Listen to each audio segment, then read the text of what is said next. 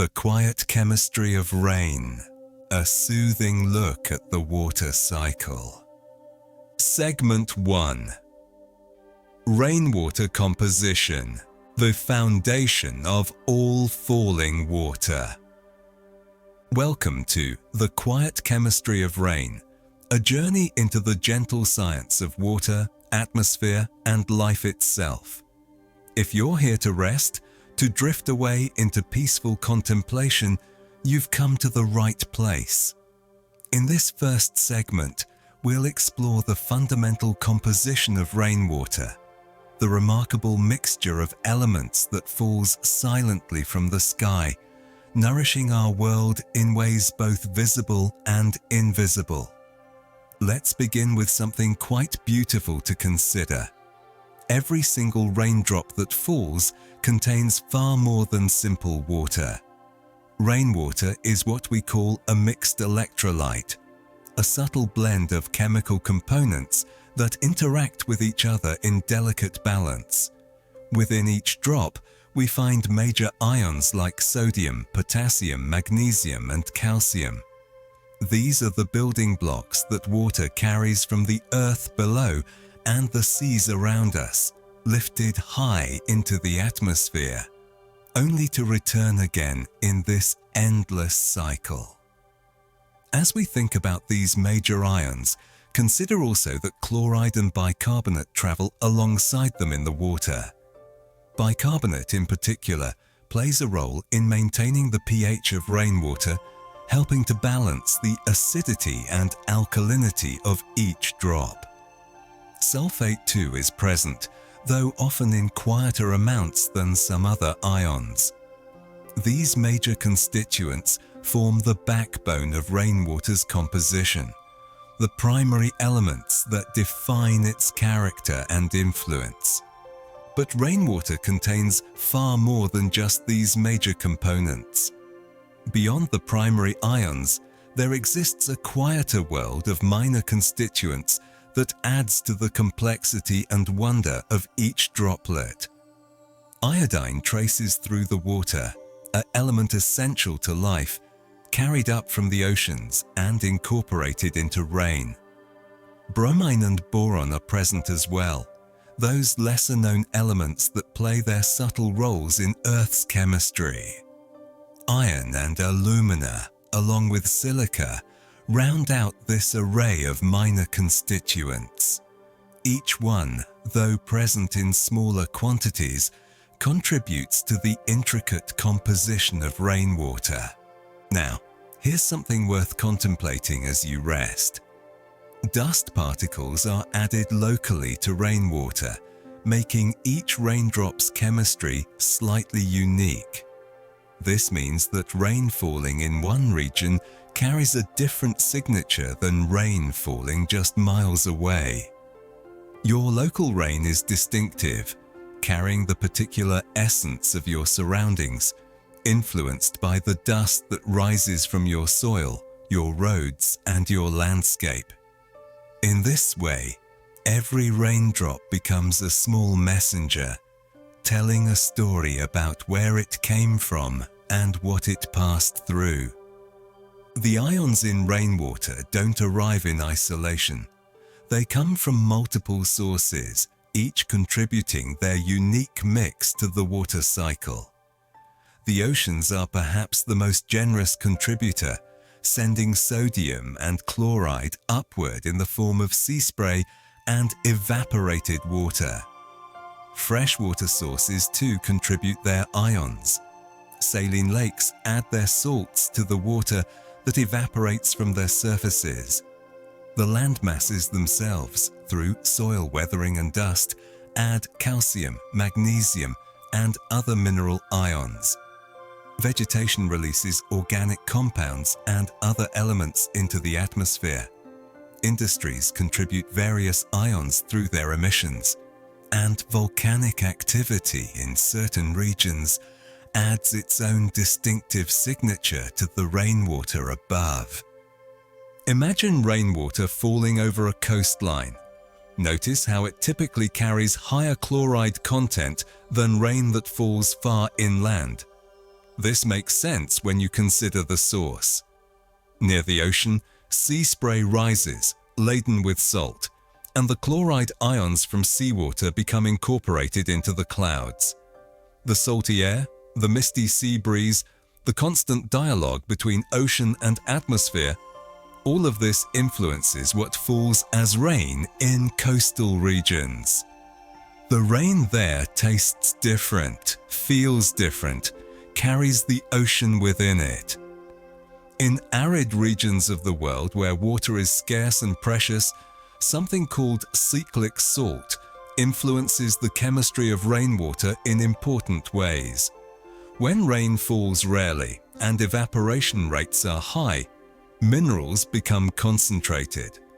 Salts cycle through the environment, being dissolved in rare rains, then concentrated again as water evaporates. This creates a unique rainwater chemistry in these harsh, beautiful lands.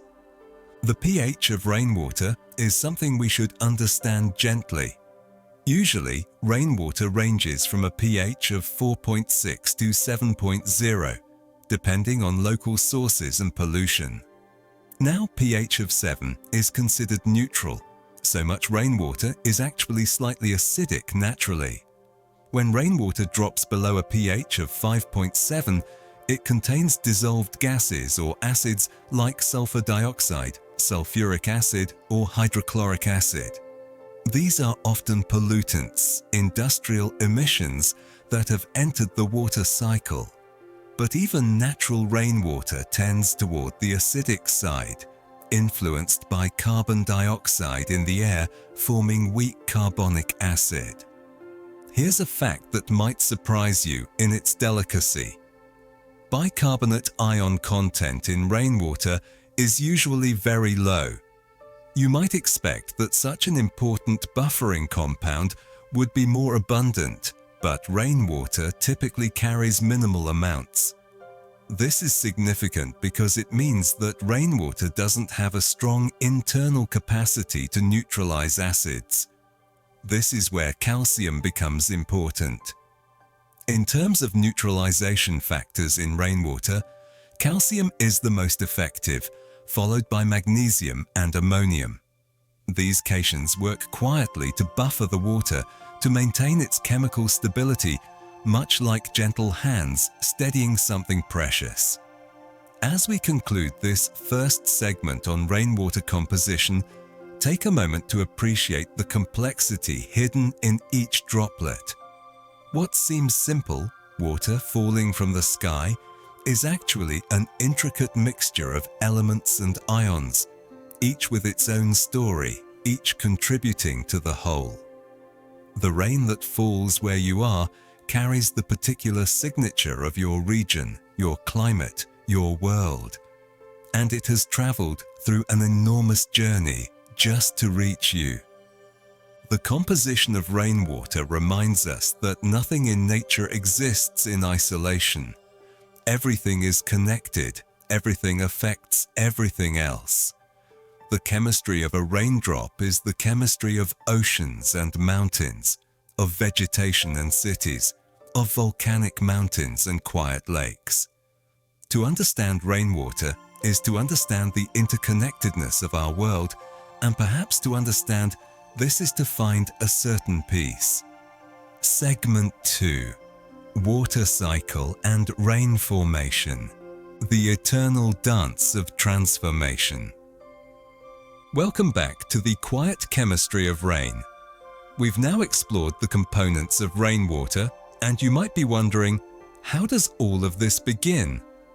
Where does rain truly come from?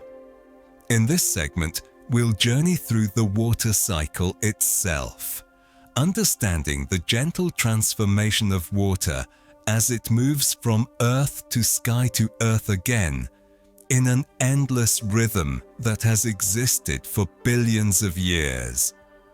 Let's start at the beginning of this cycle, at the very foundation of rain formation. Rain forms when water vapor condenses around tiny particles in the atmosphere. Picture, if you will, the vastness of the sky.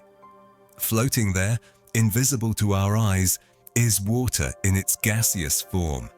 This water vapor is constantly present in the air around us, and for it to become rain, something must happen. Something must cause it to transform. That something is condensation, and it requires a surface to happen upon. Those tiny particles in the atmosphere, dust, salt crystals, pollution particles, all serve as nucleation sites. Water vapor clings to these particles and condenses into liquid water droplets. In a sense, the rain cloud is already here all around us, waiting for the right moment to reveal itself. The water cycle, in its full majesty, includes 4 main phases. There is evaporation, when water rises from surfaces into the atmosphere. There is condensation, when that rising water cools and transforms into clouds. There is precipitation, when the clouds release their water as rain, snow, or sleet. And finally, there is collection, when water gathers again in oceans, lakes, rivers, and soil, waiting for the cycle to begin again. These 4 stages flow into one another like movements in an endless dance, and have done so since the planet itself was young. Where does all this water come from to begin with? Where does evaporation happen on the largest scale? Evaporation from oceans, lakes, and rivers is the primary source of atmospheric water vapor. The oceans, in their immensity, are the great engines of the water cycle. The sun's heat warms the surface and water rises as vapor. It is estimated that vast quantities of water evaporate from the ocean every single day, continuously replenishing the water vapor in the atmosphere. Smaller bodies of water contribute too, rivers and lakes adding their waters to the air, but it is the oceans that drive the cycle forward. The warm tropical seas are perhaps the most powerful engines of all. Their vast surfaces heated by the sun, constantly sending water skyward. Now, imagine this water vapor rising. It rises as the air around it warms, becoming less dense, moving upward into the troposphere. As it rises, it encounters cooler air.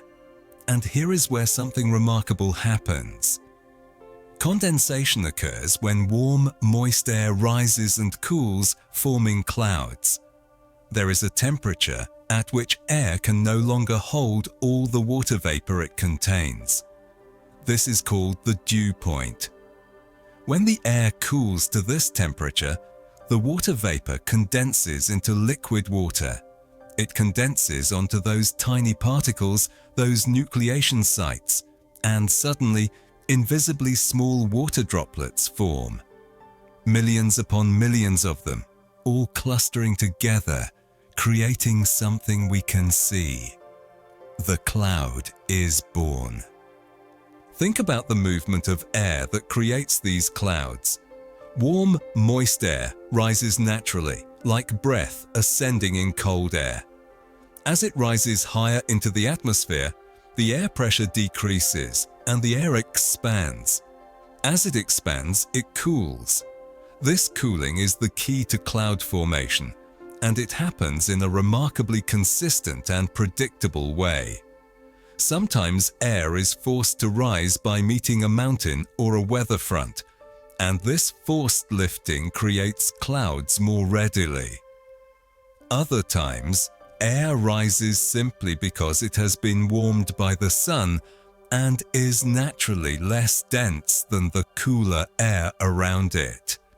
Either way, the process is the same: rising, cooling, condensing, rising, cooling, condensing. But clouds are not yet rain. A cloud is a suspension of tiny water droplets, each one so small and light that it floats in the air. For these droplets to become rain, something else must happen. Precipitation happens when cloud droplets combine and grow heavy enough to fall as rain. Within the cloud, these droplets begin to merge with one another, colliding gently, sticking together. Droplet becomes larger droplet. As it grows, it becomes heavy enough that the air can no longer support it. The updrafts in the cloud that once held it aloft are no longer sufficient, and so it begins to fall. As it falls through the cloud, it collides with more droplets, growing still larger, until it emerges from the cloud base as a raindrop, ready to begin its descent to the earth below. These falling raindrops have a characteristic size that is worth contemplating. Raindrops are typically 0.5 to 5 millimeters in diameter. This might seem small, but it's actually quite large compared to the tiny cloud droplets that formed them. A typical raindrop is 1,000,000 times larger in volume than a cloud droplet. The transformation is remarkable. What started as invisible water vapor, then became microscopic cloud droplet, has now become something substantial enough that we can feel it on our skin, see it with our own eyes. As rainwater falls through the atmosphere, something beautiful happens. Rainwater chemistry changes as it travels through the atmosphere, picking up ions and particles. The falling raindrop is not isolated. It is moving through air, and this air contains dust, salt crystals, pollution particles, and gaseous molecules. As the drop falls, it absorbs some of these. Gases dissolve into it. Particles are caught in its flow. By the time the raindrop reaches the ground, it has gathered up some of the character of the air it passed through. This is why rainwater chemistry varies from place to place, and even from hour to hour, as different air masses move through a region. The water cycle, which contains all these processes we've described, is a continuous process that redistributes water across the planet. It never stops, never rests. Even as we speak, water is evaporating from oceans, rising as vapor, condensing into clouds, falling as rain. Somewhere on Earth, the sun is warming water and lifting it skyward. Somewhere else, water is falling from clouds. And everywhere, water is flowing through rivers and soaking into soil. This ceaseless motion, this eternal dance, has continued since the Earth itself was formed, and barring cosmic catastrophe, will continue until the sun expands and engulfs our world. To understand this is to understand something fundamental about life itself. Rain is essential for replenishing freshwater sources like rivers, lakes, and groundwater. Without it, the terrestrial world would be a desert, a parched and lifeless place. But with rain, life flourishes. Rivers flow, nourishing the lands through which they pass. Lakes fill and persist, providing habitat for countless organisms. Groundwater seeps down through soil, refilling aquifers, creating underground reservoirs of fresh water that many communities depend upon. The rain, falling so gently and quietly, is the foundation of this abundance. And there's one more way we should think about rain's importance. Rainwater helps regulate Earth's temperature by absorbing and releasing heat. Water is remarkable in its ability to hold heat. When it absorbs solar radiation, it stores energy without quickly increasing in temperature. When it releases that heat, it does so gradually.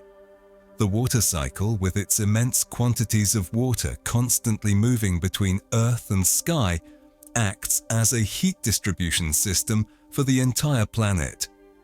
Evaporation takes heat from the surface, transporting it upward and away. Condensation releases heat high in the atmosphere. Rain carries water and thus heat from place to place.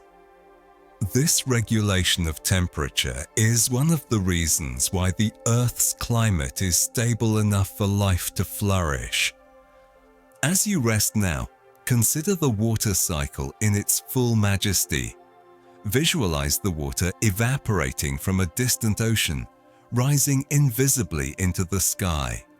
Imagine it condensing into a cloud, joining billions of other water molecules in a vast formation. Picture this cloud drifting on the wind, growing heavier and darker as more and more droplets collect within it. And then, gently, the first rain begins to fall.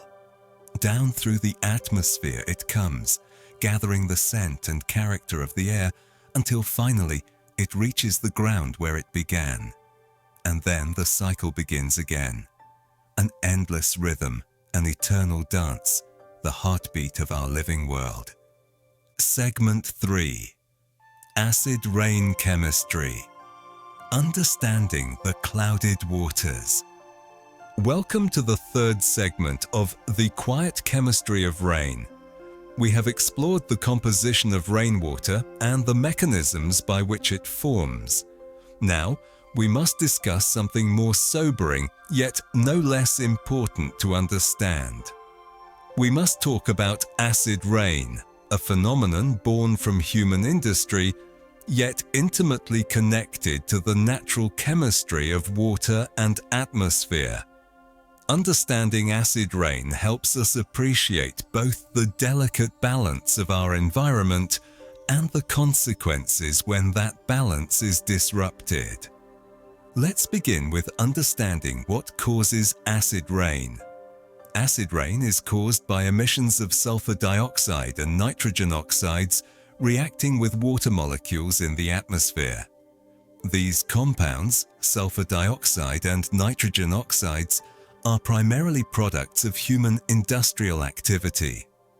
Power plants burning coal, automobile engines burning fuel, factories processing materials. All of these release these gases into the atmosphere. Once in the air, they don't simply disappear. Instead, they undergo chemical reactions with water vapor and other atmospheric components.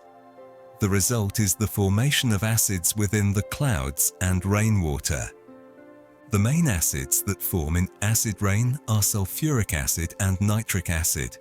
Each has a different origin, but each plays a role in making rainwater more acidic. Let's examine sulfuric acid first. Sulfuric acid forms when sulfur dioxide reacts with water and oxygen. Picture this happening in the upper atmosphere. Sulfur dioxide, a colorless gas, rises from industrial emissions. There, high in the atmosphere, it encounters water vapor. With the help of oxygen and catalytic particles, a chemical transformation occurs. Sulfur dioxide becomes sulfuric acid, one of the strongest acids known to chemistry. This is one of the most damaging components of acid rain. Alongside sulfuric acid, nitric acid forms when nitrogen oxides react with water and oxygen. Nitrogen oxides come from vehicle exhaust and industrial emissions, and they too participate in atmospheric chemistry. When nitrogen oxides encounter water vapor in the presence of oxygen and light, they transform into nitric acid. Nitric acid is also a strong acid, and its formation contributes significantly to the acidification of rainwater. Together, sulfuric acid and nitric acid make up the primary reason why acid rain has become more acidic than it should be. But we should acknowledge that rainwater naturally contains acid as well. Carbonic acid is also present in rainwater, formed from carbon dioxide and water. Carbon dioxide is a natural component of the atmosphere, and it dissolves readily in water to form carbonic acid.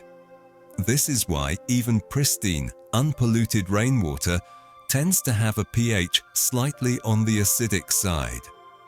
Carbonic acid is weak, and the amount of acidity it creates is manageable by natural buffering systems. The problem arises when sulfuric and nitric acid are added to this natural acidity. So what does acid rain actually look like in terms of pH? Acid rain can have a pH as low as 4.0 or less. Recall that neutral is 7.0. Normal, unpolluted rainwater ranges from 4.6 to 7.0, with a pH of around 5.6 being typical.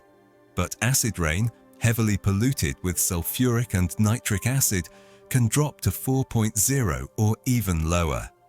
Some extreme cases have recorded pH values as low as 2.0.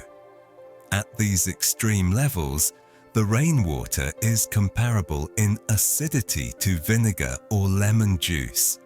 Such acidic rain causes tremendous harm. What is the nature of this harm? Acid rain affects soil chemistry, water bodies, and vegetation in profound ways. When acidic rain falls on soil, it can dramatically alter the soil's chemistry.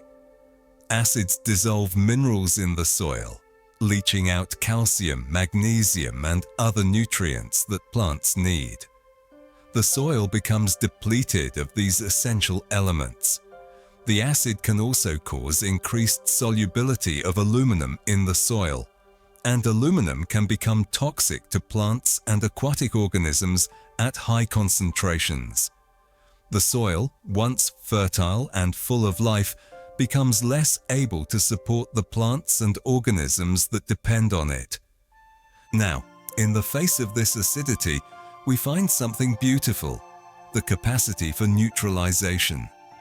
Neutralization in rainwater is often provided by calcium and ammonium ions. Calcium, released from rocks and soil dust, can neutralize acid. Ammonium, released from soil and agricultural sources, can also work to neutralize acidity. In regions where these neutralizing compounds are abundant, the effects of acid rain are somewhat mitigated. But in regions where soils are naturally acidic and these buffering compounds are sparse, acid rain causes far more damage. There's a way that scientists can tell the story of acid rain in a region. The ratio of nitrate plus chloride to sulfate in rainwater, written as the ratio of NO3 plus Cl, SO4, indicates the influence of nitric and hydrochloric acids. By measuring this ratio, scientists can determine which acids are dominant in a particular region. If the ratio is high, it suggests that nitrogen oxides and possibly hydrochloric acid are the dominant acid sources. If the ratio is low, it suggests that sulfur dioxide is the dominant source. This ratio tells a story of industrial activity and atmospheric chemistry in each place. As acid rain falls and accumulates, it can leach nutrients from soil and harm aquatic life in devastating ways. Leaching removes the nutrients that plants need: nitrogen, phosphorus, potassium, washing them out of the soil and into streams and groundwater. Simultaneously, in water bodies, fish and other aquatic organisms are exposed to high acidity. Fish can die as the pH becomes too low for their physiology to tolerate.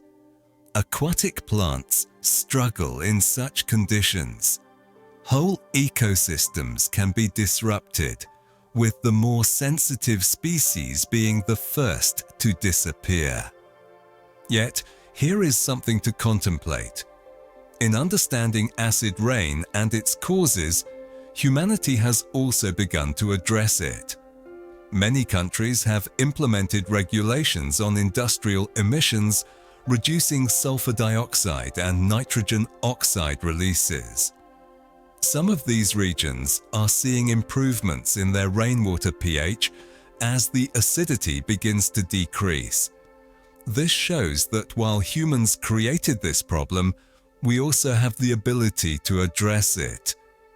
The solution requires commitment and cooperation, but improvement is possible. As we move forward in our understanding, remember that acid rain is a symptom of a larger issue: the impact of human industrial activity on the atmosphere and the water cycle. By studying rainwater chemistry, by measuring pH, by understanding these acid-forming processes, we gain insight into the state of our atmosphere and our environment. The rain that falls is not merely a local phenomenon. It carries messages from the larger systems of our planet, messages about how those systems are being affected by human activity. Segment 4: Rainwater Sources and Variations, the regional character of falling water. Welcome to the fourth segment of the quiet chemistry of rain. By now we've established that rainwater is a complex mixture, that it forms through an elegant atmospheric process, and that its chemistry can be affected by pollution. But perhaps one of the most fascinating aspects of rainwater is its variation from place to place. Rainwater chemistry is not uniform across the globe. Each region has its own signature, its own character, written in the chemical composition of its rain. Let's explore this beautiful variation. Rainwater chemistry varies by region, influenced by local geology, vegetation, and human activity. Think about this simple fact. If you were to collect rainwater from 10 different locations around the world, each sample would be unique. The differences might be subtle or dramatic, but they would be there. A raindrop falling in a coastal city would be different from one falling in a mountain valley. Rain in an agricultural region would differ from rain in an industrial zone. These differences tell stories about the landscapes, the ecosystems, and the human activities in each place. Let's begin with the coast. Coastal rainwater contains more sodium and chloride from sea spray. The ocean, with its immense surface area and powerful evaporation, sends not only water vapor skyward, but also tiny salt crystals. Sea spray, that salty mist that rises from waves and whitecaps, carries sodium chloride and other salts into the atmosphere. These salt particles serve as condensation nuclei, helping clouds to form. And when rain falls from these clouds, it carries elevated levels of sodium and chloride. Rain in coastal areas is distinctly salty compared to inland rain. But as we move away from the coast, the chemistry changes. Inland rainwater has more calcium from dust and soil. The dust that rises from rocks, soil, and unpaved surfaces in inland areas contains minerals including calcium. This dust is swept up into the atmosphere by wind, and it becomes incorporated into clouds. When rain forms around these dust particles as condensation nuclei, the rainwater carries a higher concentration of calcium. Inland areas also tend to have limestone or chalk bedrock in many regions, and the weathering of these calcium-rich rocks adds more calcium to dust and soil. Thus, inland rain tends to be richer in calcium than coastal rain. The activities of humans can significantly alter rainwater chemistry as well. Rainwater in agricultural areas may have higher nitrate and ammonium from fertilizers. Farmers apply nitrogen-rich fertilizers to their fields to promote plant growth. Some of this nitrogen volatilizes as ammonia gas or is converted to nitrous oxides and enters the atmosphere. When this nitrogen comes down with rain, it enriches the rainwater with nitrate and ammonium ions. In heavily agricultural regions, rainwater can be significantly enriched with these nutrients, which can then contribute to eutrophication and algal blooms in nearby water bodies. In contrast, rainwater in industrial areas often has higher sulfate and nitrate from pollution. Industrial facilities emit sulfur dioxide and nitrogen oxides as byproducts of manufacturing and energy production. These emissions are transformed in the atmosphere into sulfuric acid and nitric acid, depositing sulfate and nitrate in rainwater. Industrial regions thus have distinctly different rainwater chemistry, marked by higher levels of these acid-forming anions. This is the legacy of industrialization written in the chemistry of rainfall. Yet natural vegetation also shapes rainwater chemistry. Rainwater in forested areas may have more organic acids from vegetation. Forests release compounds into the atmosphere, including terpenes and other volatile organic compounds. Additionally, decomposing plant matter releases carbon dioxide and other compounds into the air. These contribute to organic acids in rainwater. Forested areas often have more acidic rain, even without industrial pollution, due to these natural organic acids. Furthermore, the canopy of the forest itself modifies what falls as rain. Water that drips from leaves to the forest floor has a different composition than rain in the open, having been filtered and modified by the forest canopy. The pH of rainwater, as we discussed earlier, is influenced by the balance of acidic and basic ions, but this balance is different in each region. Rainwater pH is influenced by the balance of acidic and basic ions, meaning that the sources of acids and the sources of buffering compounds in each area determine the pH of rain. In regions with abundant limestone bedrock, rainwater tends to be less acidic because calcium from the limestone neutralizes acids. In regions with acidic soils and few buffering minerals, rainwater tends to be more acidic. This regional variation in pH is a reflection of the geological and chemical character of each place. Here's something that scientists use to trace water movements across the planet. Rainwater isotopic composition varies with geographic location and altitude. Water molecules contain different isotopes of hydrogen and oxygen, and the ratios of these isotopes vary based on temperature and evaporation conditions. Rainwater falling in polar regions has different isotopic ratios than rain in tropical regions. Similarly, rainwater at high altitudes differs isotopically from rainwater at sea level.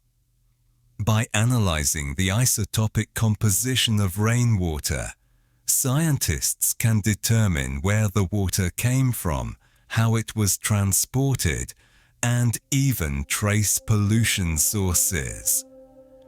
One particularly revealing isotopic pattern is this. Rainwater delta O18 levels decrease as storm systems move inland.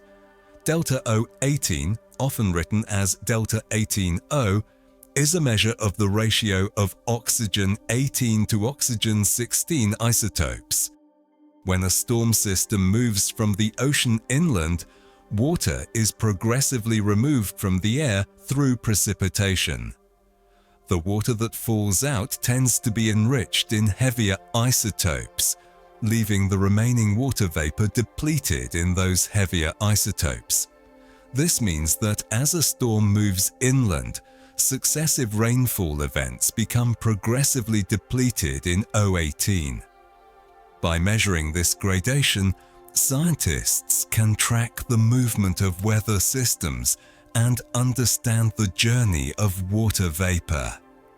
Finally, rainwater chemistry can be used to trace atmospheric and environmental changes. Rainwater is, in a sense, a sample of the atmosphere. Its chemistry reflects what's in the air. By collecting and analyzing rainwater over time, scientists can monitor how atmospheric composition is changing. Increases in sulfate in rainwater reflected the post-war industrial expansion in many developed nations. Decreases in sulfate after environmental regulations were implemented showed that the regulations were working. Similarly, changes in rainwater chemistry can indicate changes in agricultural practices, industrial activity, and pollution levels. The rain is a messenger, telling us the story of our atmosphere and our world. Segment 5. Rainwater and soil, the gentle exchange between sky and earth. Welcome to the 5th segment of the quiet chemistry of rain. We've learned much about rainwater itself, and we've understood how it varies from place to place. Now, we turn our attention to one of the most intimate and essential relationships in nature, the relationship between rainwater and soil. When rain falls, it doesn't simply land passively on the earth. Instead, it engages in a complex and vital dialogue with the soil, an exchange that nourishes life and shapes the very foundation upon which terrestrial ecosystems rest. Let's begin with something that might seem simple but is actually profound. Rainwater adds calcium, magnesium, sodium, and potassium to soils each year. Year after year, rain falls, carrying these essential mineral cations. They seep into the soil and they accumulate there. These 4 elements are essential for plant growth. Calcium helps form the cell walls of plants. Magnesium is at the heart of chlorophyll, the molecule that allows plants to capture sunlight. Sodium and potassium are important for regulating water balance within plant cells. Without the constant input of these minerals from rainwater, soils would gradually become depleted of these essential nutrients. The presence of these ions in soil has a broader effect than simply providing nutrients to plants. These ions influence soil water chemistry and the cations in soil clay minerals. Soils contain clay minerals, complex aluminosilicate structures that have the ability to hold cations on their surfaces. The specific cations that dominate these clay surfaces, whether they are calcium, magnesium, sodium, or hydrogen, affects the properties of the soil. Soils rich in calcium clay are more stable and fertile. Soils dominated by hydrogen ions or acidic soils tend to be less fertile. Rainwater, through its delivery of cations, influences which cations dominate in the soil, thereby affecting soil properties and fertility. This is one of the central mechanisms by which rainwater sustains terrestrial life. Here's something particularly important to understand. Rainwater can help neutralize soil acidity. Acidic soils with their abundance of hydrogen ions can be problematic for plant growth. Many essential nutrients become less available to plants in acidic soils. Aluminum and manganese, which are toxic to plants at high concentrations, become more soluble in acidic soils. But when rainwater with dissolved calcium and magnesium falls on acidic soil, it brings with it bases that neutralize the acidity. The calcium and magnesium ions can exchange with the hydrogen ions in the soil, replacing them. Gradually, over time, rainwater can help to restore balance to acidic soils, making them more fertile and suitable for plant growth. Yet rainwater also has a capacity to remove certain things from soil through a process called leaching. Rainwater leaches nutrients from soil, affecting plant growth. Water infiltrating into soil dissolves soluble minerals and nutrients.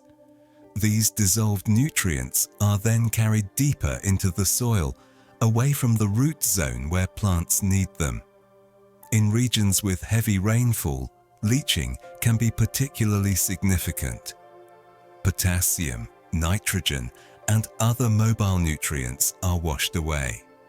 In tropical rainforests, despite abundant rainfall and vegetation, soils are often quite poor in nutrients because of intense leaching. The plants survive by rapidly recycling nutrients from falling leaves and organic matter, preventing them from being lost to leaching. This is one of the reasons why converting rainforest to agriculture is so challenging. The soils lose their fertility quickly once the nutrient recycling of the forest is disrupted. Rainwater also carries with it substances that can harm soil. Rainwater can transport pollutants from the atmosphere to the soil. Acid rain, heavy metals in particulates, pesticides that have volatilized, and other pollutants are deposited in soil through rainwater. These can accumulate in soil over time, affecting soil chemistry and potentially entering the food chain. Contaminated soils can produce crops that are unsafe to eat.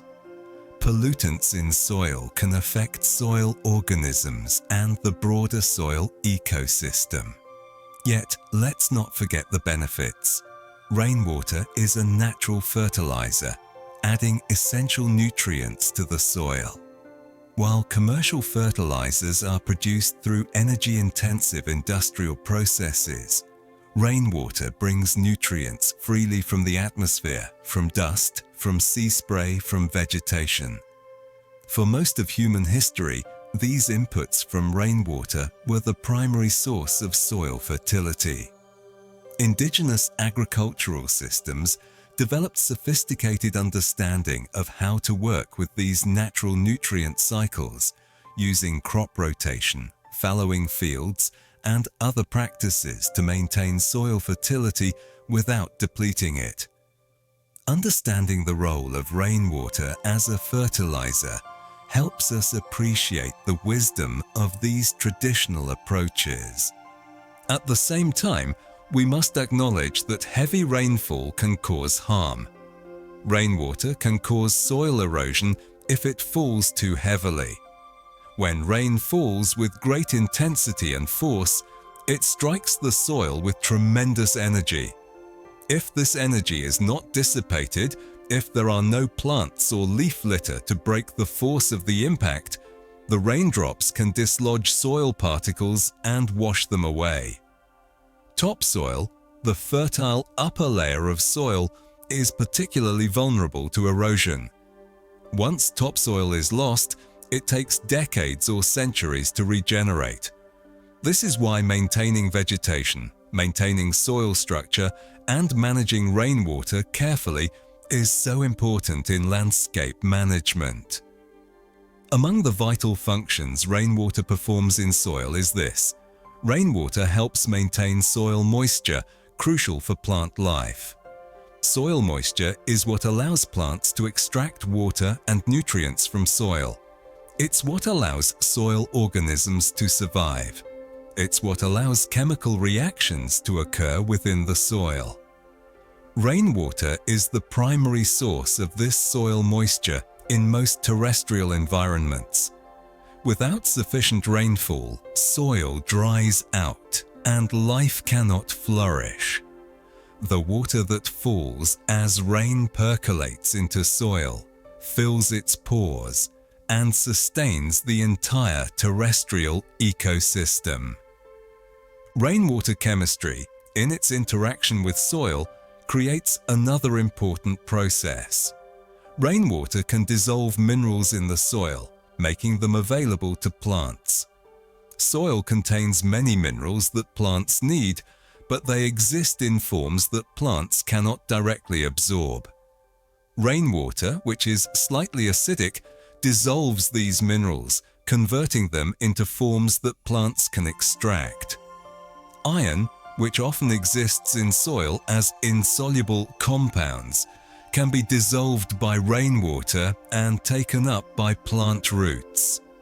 Phosphorus, bound up in soil minerals, can be liberated by rainwater's solvent action. This dissolution and availability of minerals is crucial for plant nutrition. Finally, we should understand this. Rainwater chemistry influences the types of plants that can grow in an area. The ions in rainwater, together with the ions it brings to soil, shape the soil chemistry. Soil chemistry determines which plants can grow in a given location. Sandy soils, acidic soils, alkaline soils, waterlogged soils, each has its own community of plants that are adapted to its particular chemistry. A change in rainwater chemistry, whether from natural sources or human-caused pollution, can cause a shift in soil chemistry and thus a shift in the plant communities that inhabit an area.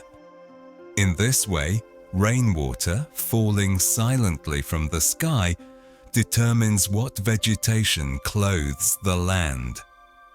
Segment 6. Rainwater and water bodies. The connection between sky and stream. Welcome to the 6th segment of the quiet chemistry of rain. We've explored how rainwater nurtures soil and the life that springs from it. Now we turn our attention to water bodies, rivers, lakes, and the complex aquatic ecosystems within them. The relationship between rainwater and water bodies is both straightforward and intricate.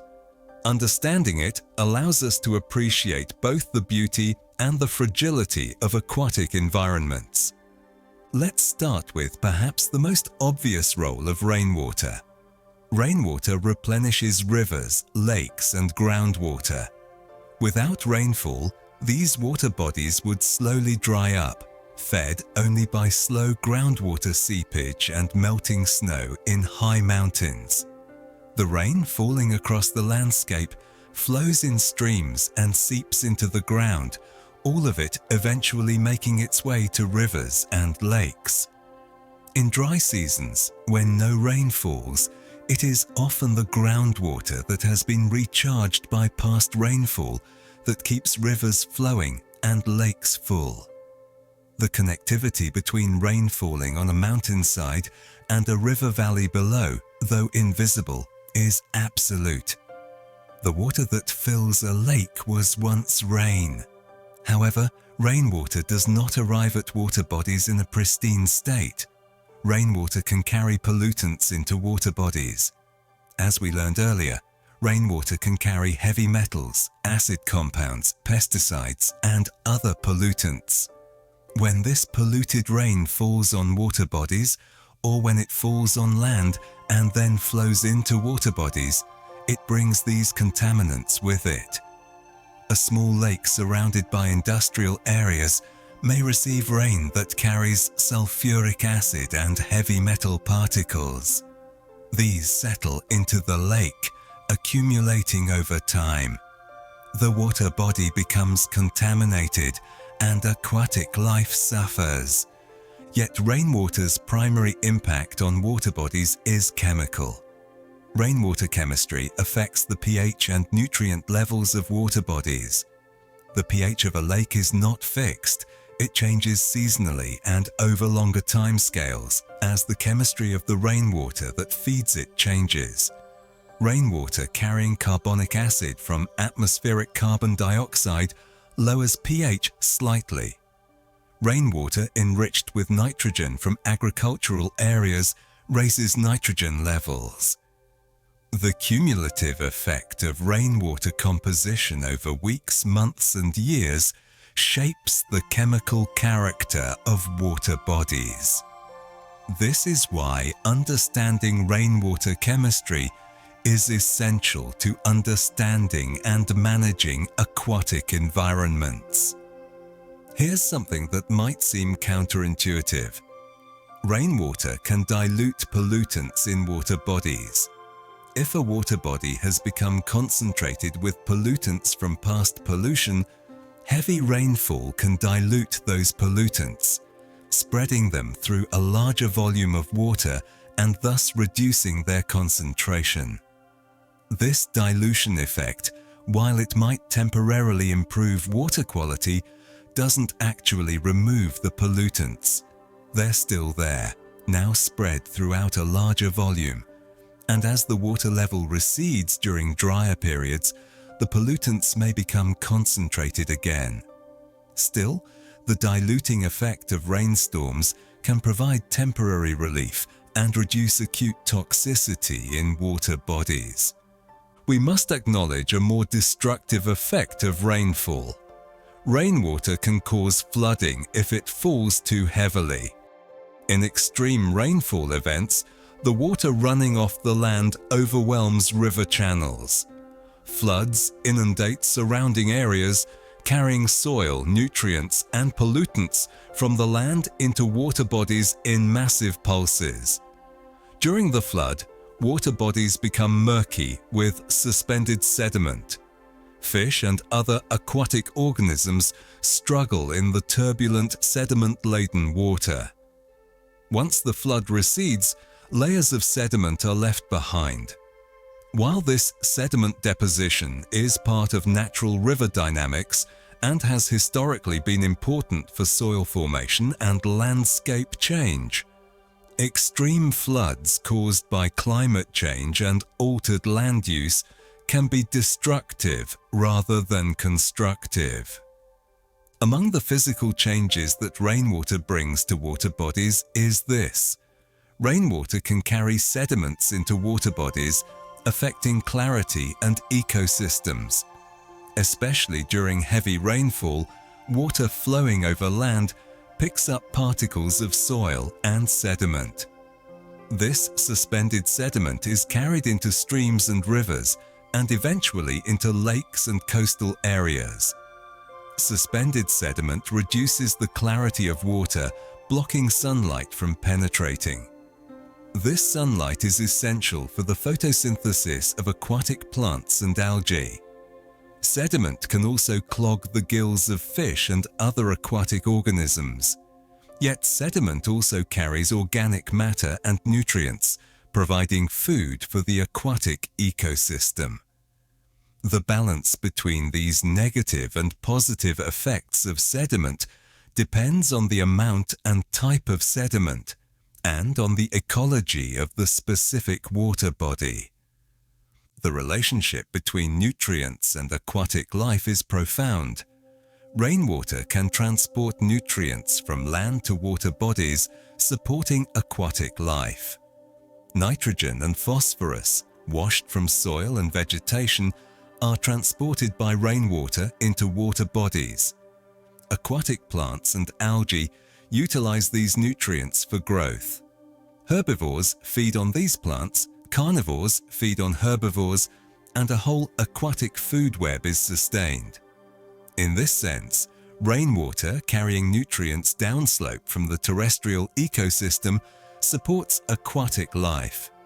Without this nutrient input, water bodies would be more barren, supporting fewer organisms. Yet an excess of nutrients can harm water bodies. The phenomena of algal blooms illustrate this problem. Rainwater can cause algal blooms if it carries excess nutrients. When rainwater heavily enriched in nitrogen and phosphorus enters a water body, it stimulates explosive growth of algae. These algae blooms can so densely cover the water's surface that light cannot penetrate to the water below. The algae eventually die and decompose, and their decomposition consumes oxygen, creating hypoxic or anoxic zones where no aerobic life can survive. Fish die. The water becomes foul. This eutrophication caused by nutrient-enriched rainwater is a major environmental problem in agricultural and urban regions. Temperature is another way that rainwater affects water bodies. Rainwater can affect the temperature of water bodies. During heavy rain, especially cold rain, the temperature of a lake or river may drop rapidly.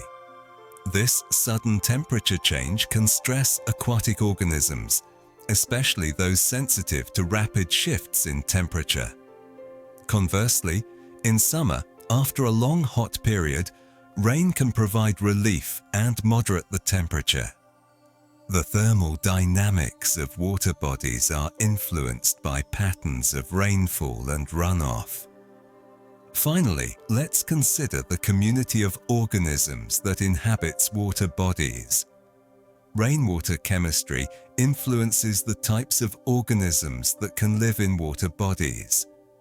Different organisms have different tolerances for pH, temperature, and nutrient levels. By altering these parameters, rainwater chemistry determines which organisms can thrive in a given water body. Fish species have specific pH requirements. Aquatic plants have specific nutrient needs. Algae respond to changes in nitrogen and phosphorus. A shift in rainwater chemistry can cause a cascade of changes through the aquatic food web, altering which species are abundant and which become rare or disappear entirely. Segment 7. Rainwater and Climate. The vast system of heat and moisture. Welcome to the 7th segment of the quiet chemistry of rain. We have journeyed through rainwater's composition, its formation, its variation, and its interactions with soil and water. Now we zoom out to consider the largest scale of all, the global climate system. Rainwater, though it may seem like a local phenomenon, is intimately connected to the climate of our entire planet.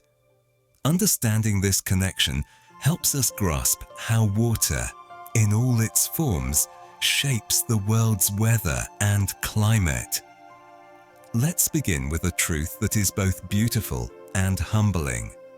Rainwater helps regulate Earth's climate by redistributing heat. Water is one of the most effective heat-storing substances on Earth. When water evaporates, it absorbs tremendous amounts of heat energy. When water vapor condenses back into liquid, it releases that heat. The water cycle, with its constant evaporation and condensation, is thus a massive heat transport system. Warm water evaporates from tropical seas, carrying heat as latent heat energy. This water vapor drifts toward the poles. When it condenses into rain, the heat is released at higher latitudes, warming those regions. In this way, heat is redistributed from the tropics to the poles, moderating the climate extremes that would exist if the poles remained starved of heat and the tropics remained in constant scorching heat. The rain is central to this heat distribution. But rainwater, besides physically moving heat from place to place, also influences the climate through its chemistry. Rainwater chemistry can indicate climate change and pollution levels. By analyzing rainwater from ice cores, lake sediments, and other paleoclimatic archives, scientists can reconstruct past climate and atmospheric conditions. Rainwater that fell thousands of years ago, now locked in ice or sediment, tells us about temperature, atmospheric chemistry, and pollution levels at that time. Changes in rainwater chemistry over time reveal how climate and the atmosphere have changed. Isotopic ratios in ancient rainwater indicate past temperatures. Ratios of different oxygen isotopes reflect the hydrological cycle's intensity at different times. By studying rainwater chemistry through time, we can trace human-caused climate change and pollution through the historical record. Speaking of isotopes, Rainwater isotopic composition can be used to study past climate conditions. The ratio of stable isotopes of oxygen and hydrogen in water depends on the temperature at which water evaporated and the path that water took through the atmosphere. By analyzing these ratios in ancient ice, sediments, and other materials, scientists can determine past temperatures with remarkable precision. During the last ice age, the isotopic composition of precipitation was distinctly different from today, shifted toward heavier, more depleted values. These paleoclimatic records, written in the isotopes of rainwater, provide our most direct window into climates of the past. The atmosphere and clouds are intimately linked in rainwater's influence on climate. Rainwater can affect cloud formation and weather patterns. Clouds, after all, are the visible manifestation of the water cycle, the stage on which precipitation occurs. Rainwater does not form in a vacuum. It requires the presence of condensation nuclei. Dust particles, salt crystals, and pollution particles all serve this role. The abundance of these particles, and thus the ease with which clouds form, is influenced by the amount of water vapor entering the atmosphere, which is influenced by rainfall and evaporation patterns. Furthermore, clouds themselves have a significant effect on climate. They reflect sunlight back to space, cooling the planet, but they also trap outgoing heat, warming the planet. The balance between these effects depends on cloud altitude, thickness, and type.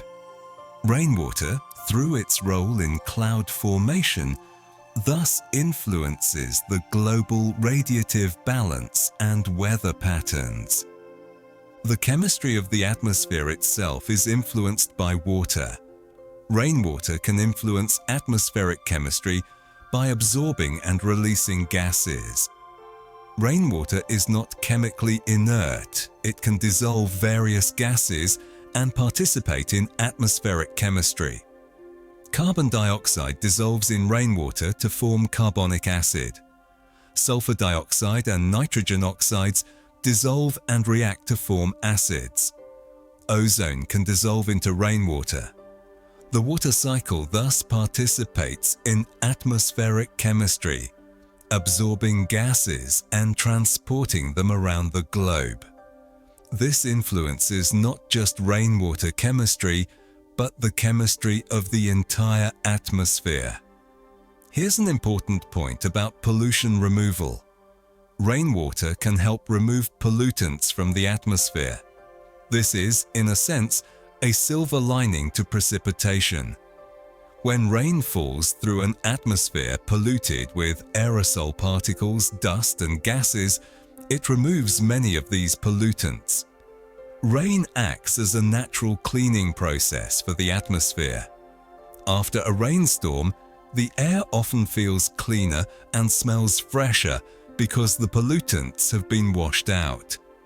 This removal of atmospheric pollutants by rain is called wet deposition. Dry deposition, where particles simply settle out, is another removal mechanism, but rain is often the dominant pathway by which atmospheric pollutants are removed. This process, while beneficial in clearing the atmosphere of pollutants in the short term, has the downside of depositing those pollutants on land and in water bodies. At the planetary scale, we must consider how rainwater affects the reflection of sunlight. Rainwater can affect the albedo of the Earth's surface. Albedo is the fraction of sunlight reflected back to space. Different surfaces have different albedos. Snow and ice have very high albedos, reflecting most of the sunlight that falls on them. Water surfaces have moderate albedos. Soil and vegetation have lower albedos, absorbing more sunlight. When rainwater falls on different surfaces and changes their state, for instance, turning dry soil to wet soil or melting snow and ice, or creating puddles that reflect light differently, it changes the albedo. These changes in albedo affect how much solar energy is absorbed and how much is reflected. At the scale of the entire planet, changes in albedo influence the global radiation balance and thus the climate. The global carbon cycle is vast and complex, and rainwater plays a subtle but important role. Rainwater can influence the carbon cycle by dissolving carbon dioxide. Carbon dioxide is essential to the carbon cycle. Plants extract it from the atmosphere for photosynthesis. Rainwater, by dissolving carbon dioxide and forming carbonic acid, participates in the weathering of rocks, which over very long timescales removes carbon dioxide from the atmosphere and sequesters it in rock. Additionally, rainwater affects the biological productivity of ecosystems and thus their carbon uptake and storage. In these ways, rainwater influences one of the most important cycles on our planet, the movement of carbon through the atmosphere, biosphere, and lithosphere. We must understand that rainfall is not evenly distributed around the planet. Rainwater chemistry can affect the formation of clouds and precipitation. As we noted, rainwater's composition depends on where it came from and what it passed through. This chemistry can influence cloud properties and precipitation efficiency. Clouds formed in air rich in cloud condensation nuclei may have different properties than clouds in air with few nuclei. The size and distribution of cloud droplets affects the likelihood and intensity of precipitation. Thus, the chemistry of atmospheric aerosols and rainwater can feed back to influence further precipitation, creating complex interactions between atmospheric chemistry, cloud properties, and rainfall. Finally, remember this fundamental truth. Rainwater can influence the global water cycle and climate system. The water cycle is the foundation of the climate system. Without water's movement between ocean, atmosphere, and land, the climate would be unrecognizably different. Rainwater, as the primary mechanism by which water returns from the atmosphere to the surface, is thus fundamental to the climate system. Changes in rainwater patterns, where it falls, how much falls, when it falls, can have profound effects on climate and weather. Understanding rainwater, therefore, is essential to understanding our changing climate. Segment 8. Rainwater and Human Health. The rain that sustains and protects. Welcome to the 8th segment of the Quiet Chemistry of Rain.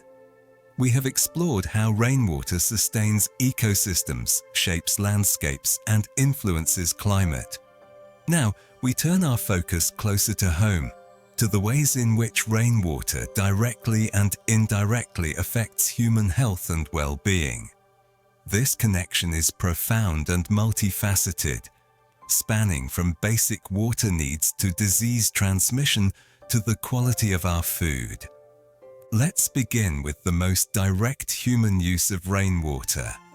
Rainwater can be a source of drinking water if properly treated. Throughout human history, and in many parts of the world today, rainwater harvesting has been a primary or supplementary source of drinking water. In regions where groundwater is deep or unavailable, or where surface water bodies are distant or contaminated, rainwater collection from roofs and other surfaces provides essential fresh water. Even in developed nations with sophisticated water infrastructure, there is growing interest in rainwater harvesting for household use, both as a water conservation measure and as a backup in case of water supply disruptions.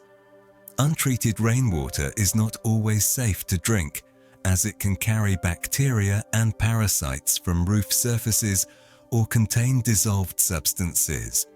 But with appropriate filtration and treatment, rainwater is an excellent source of fresh water for human consumption. However, we must acknowledge the risks as well. Rainwater can carry pollutants that affect human health. Rainwater, as we've discussed extensively, carries pollutants from the atmosphere, heavy metals, acid compounds, pesticides, and microbial contaminants.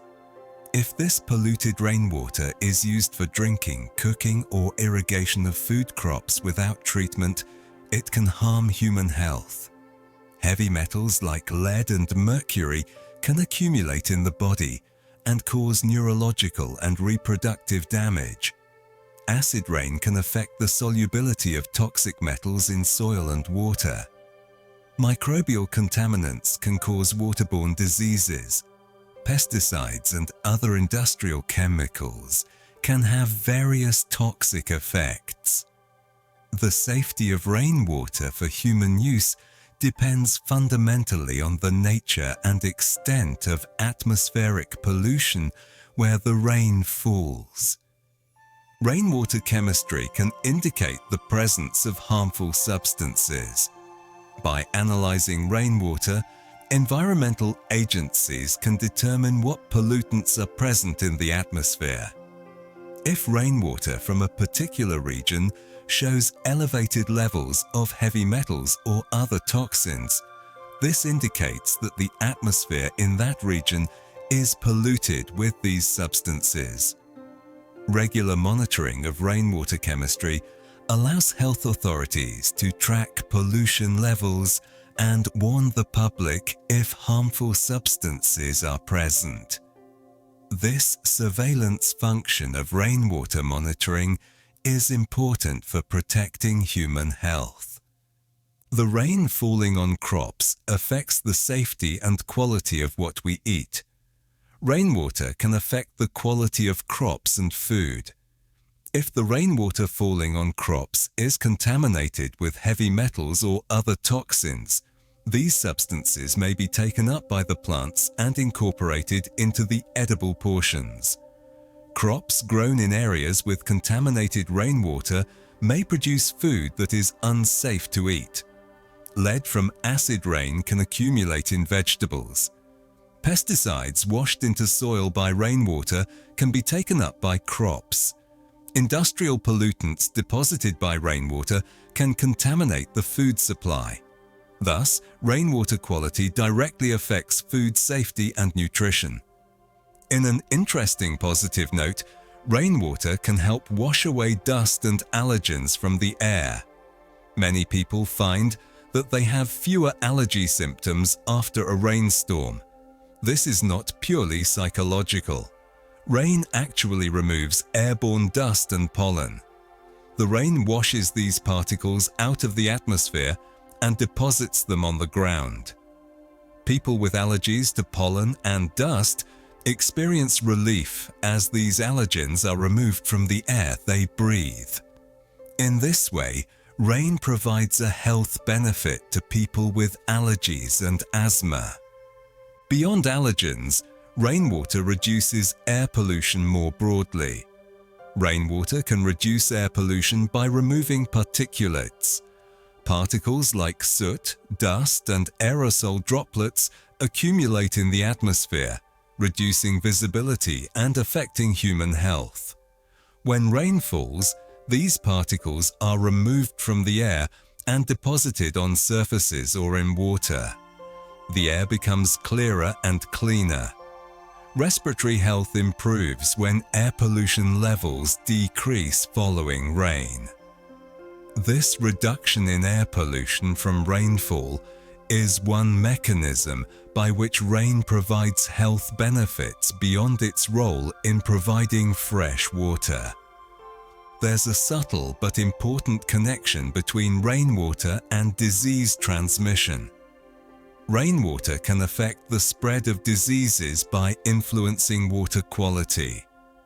Waterborne diseases are influenced by water quality parameters like pH, temperature, and dissolved oxygen levels. Rainwater, by changing these parameters, can influence the survival and transmission of waterborne pathogens. Additionally, rainwater can transport pathogens from the atmosphere and from contaminated surfaces into water bodies. Heavy rainfall can contaminate water supplies with microbial pathogens. Thus, rainwater quality and quantity have significant effects on disease transmission patterns. Aquatic ecosystems have an intricate connection to human health. Rainwater can influence the health of aquatic ecosystems. Aquatic ecosystems provide us with fish, crustaceans, and other aquatic foods. They purify water, recycle nutrients, and regulate climate. If rainwater pollution degrades aquatic ecosystems, it diminishes the services they provide to humans. Algal blooms caused by nutrient-enriched rainwater produce toxins that poison both aquatic life and humans who consume contaminated fish. Dead zones in water bodies, caused by eutrophication from rainwater nutrient input, reduce fisheries productivity and thus reduce food security for people who depend on fish. Our drinking water comes from various sources. Rainwater can affect the quality of drinking water sources. Reservoirs and aquifers that supply municipal water systems depend on rainfall for their recharge and replenishment. If the rainwater entering these systems is polluted, the stored water becomes polluted.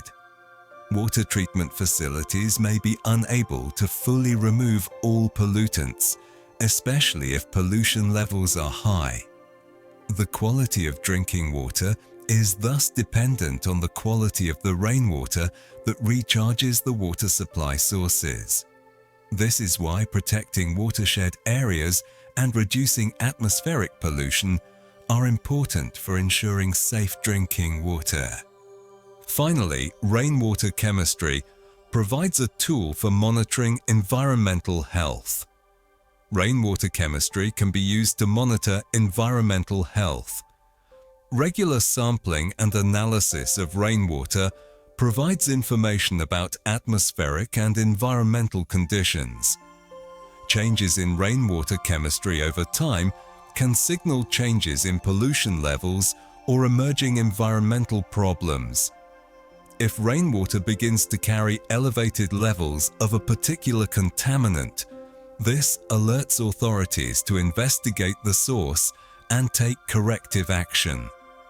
In many countries, rainwater monitoring networks are part of the environmental monitoring infrastructure, providing early warning of environmental degradation and atmospheric pollution. In this way, the rain that falls becomes a data stream, a continuous source of information about the health of our environment and, by extension, human health. Segment 9. Rainwater and ecosystems, the foundation of all living communities. Welcome to the 9th segment of the quiet chemistry of rain. We have explored rainwater's effects on soil, water bodies, climate, and human health. Now we broaden our perspective even further to consider rainwater's role in ecosystems, the intricate web of living relationships that encompasses all life on Earth. An ecosystem is far more than simply a collection of organisms. It is a system of relationships, of energy flow, of nutrient cycling, all sustained by fundamental processes like rainfall. Rainwater is quite literally the lifeblood of ecosystems. Let's begin with this fundamental truth. Rainwater is essential for the survival of plants and animals. Without rainwater, plants cannot survive. They depend on soil moisture to extract water and nutrients. They depend on rainwater to maintain their tissues and to conduct photosynthesis. Animals depend on plants, either directly as food or indirectly through the food chain. Beyond these direct dependencies, rainwater affects water availability, temperature, and other environmental factors that determine whether animals can survive in a particular location. Rainwater is essential. The world without it would be a dead world. We've discussed this in the context of individual water bodies and soil areas, but let's consider it at the ecosystem level. Rainwater chemistry affects the types of organisms that can live in an area. Different species have different tolerance ranges for environmental conditions. They require specific pH ranges, specific nutrient levels, specific combinations of ions. By affecting these chemical parameters, rainwater chemistry determines which species can survive in a given location. A shift toward more acidic rainwater favors acid-tolerant species. A shift toward rainwater enriched with nitrogen and phosphorus favors fast-growing species that thrive on nutrient abundance. In this way, rainwater chemistry shapes the community of organisms that inhabits an ecosystem. One of the most important functions rainwater performs is the transport of nutrients. Rainwater can transport nutrients to ecosystems.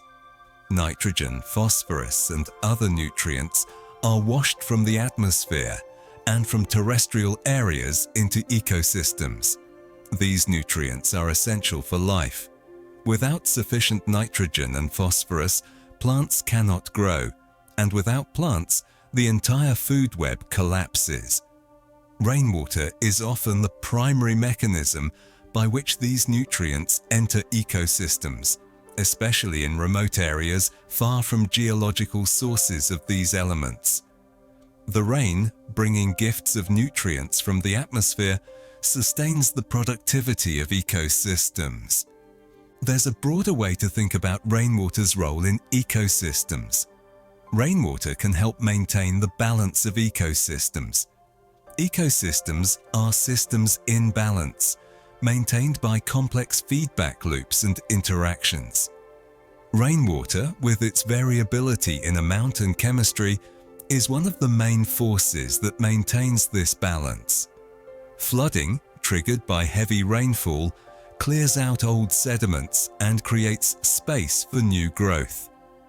Drought years, brought about by lack of rain, select for drought-resistant species and prevent the ecosystem from becoming too densely vegetated. The patterns of rainfall over years and decades help maintain the species composition and structure of ecosystems. Different ecosystems are profoundly shaped by rainfall. Rainwater can affect the health of forests, grasslands, and wetlands. Forests in rainforest regions receive rainfall regularly, often daily.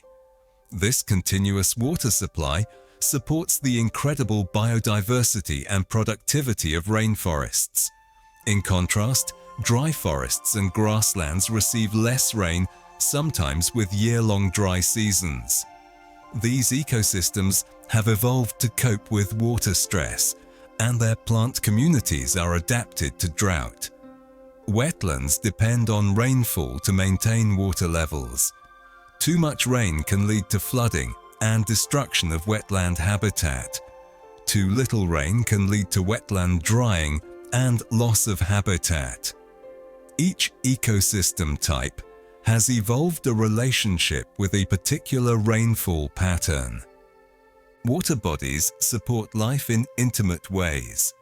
Rainwater can influence the growth of algae and aquatic plants. Algae and plants are the primary producers in aquatic ecosystems, converting sunlight into chemical energy that flows through the food web. The amount of nutrients available in the water influenced by rainwater input determines how much algae and plant growth the water body can support. High nutrient input leads to high productivity, though excessive nutrients can lead to unhealthy algal blooms. Optimal nutrient input supports a balanced community of algae and plants. The reproduction and survival of aquatic organisms is intimately connected to rainwater patterns. Rainwater can affect the reproduction and survival of aquatic organisms. Many aquatic organisms have complex life cycles that depend on specific water conditions. Fish may require specific water temperatures and dissolved oxygen levels to spawn. Amphibians may depend on seasonal pools created by rainwater. Aquatic invertebrates may have dormant stages triggered by drying or flooding caused by rainfall patterns. Disruption of normal rainwater patterns can disrupt these life cycles, causing reproductive failure and population declines. Throughout our exploration, we've emphasized the centrality of the water cycle to all life. Rainwater can help maintain the water cycle in ecosystems. The water cycle is not just a planetary scale phenomenon, it operates within every ecosystem. Water evaporates from soil, plants, and water bodies. It rises as vapor into the local atmosphere. It condenses into clouds. It falls as rain or snow. The rain soaks into soil or flows into water bodies. The cycle continues. Rainwater is the visible manifestation of this cycle within ecosystems, the moment when water returns from the atmosphere to the surface. Without rainwater, the local water cycle would not operate, and the ecosystem would not function. Movement and behavior of animals is influenced by rainfall. Rainwater can influence the migration and behavior of animals. Many animals adjust their activities in response to rainfall patterns. Some animals migrate in response to seasonal rainfall, moving to areas where water and food are available. Others adjust their reproduction timing to align with the season of rainfall when food is most abundant. Hibernation and dormancy patterns in some animals are triggered by seasonal changes in rainfall. Birds and insects time their breeding to coincide with peaks in insect and plant availability, which is often driven by rainfall patterns. The animal kingdom marches to the rhythm set by rainfall. Finally, the state of ecosystems can be assessed through rainwater analysis. Rainwater chemistry can indicate the health of ecosystems. Scientists can use rainwater chemistry to assess environmental conditions and predict ecosystem health. If rainwater chemistry is shifting in concerning directions, it signals potential problems for ecosystems. For instance, increasing acidity in rainwater signals potential problems for sensitive species. Increasing nutrient content signals potential eutrophication problems. Changes in rainwater chemistry that reflect pollution can be used to predict likely ecosystem impacts. In this way, rainwater chemistry serves as a window into ecosystem health. Segment 10: Rainwater and Geology. The slow sculpting of stone and land. Welcome to the 10th segment of the Quiet Chemistry of Rain. We have explored rainwater's relationships with soil, water bodies, climate, human health, and ecosystems. Now, we expand our view to an even slower, deeper scale of time, the scale of geology. While the water cycle operates on timescales of days to years, geological processes unfold over thousands to millions of years. Yet rainwater is one of the most important agents driving geological change, sculpting the planet's surface through weathering, erosion, and sedimentation. Let's begin with a process that is happening all around us, usually too slowly for us to notice. Rainwater can dissolve minerals in rocks, contributing to weathering. Rock is not inert. The minerals that compose rock are solid, but they are not immune to dissolution. Rainwater, especially when it is slightly acidic, can dissolve minerals in rock over time. When a raindrop lands on a rock surface, it begins to dissolve it, molecule by molecule. Over years, decades, centuries, and millennia, this dissolution accumulates. The rock's surface wears away.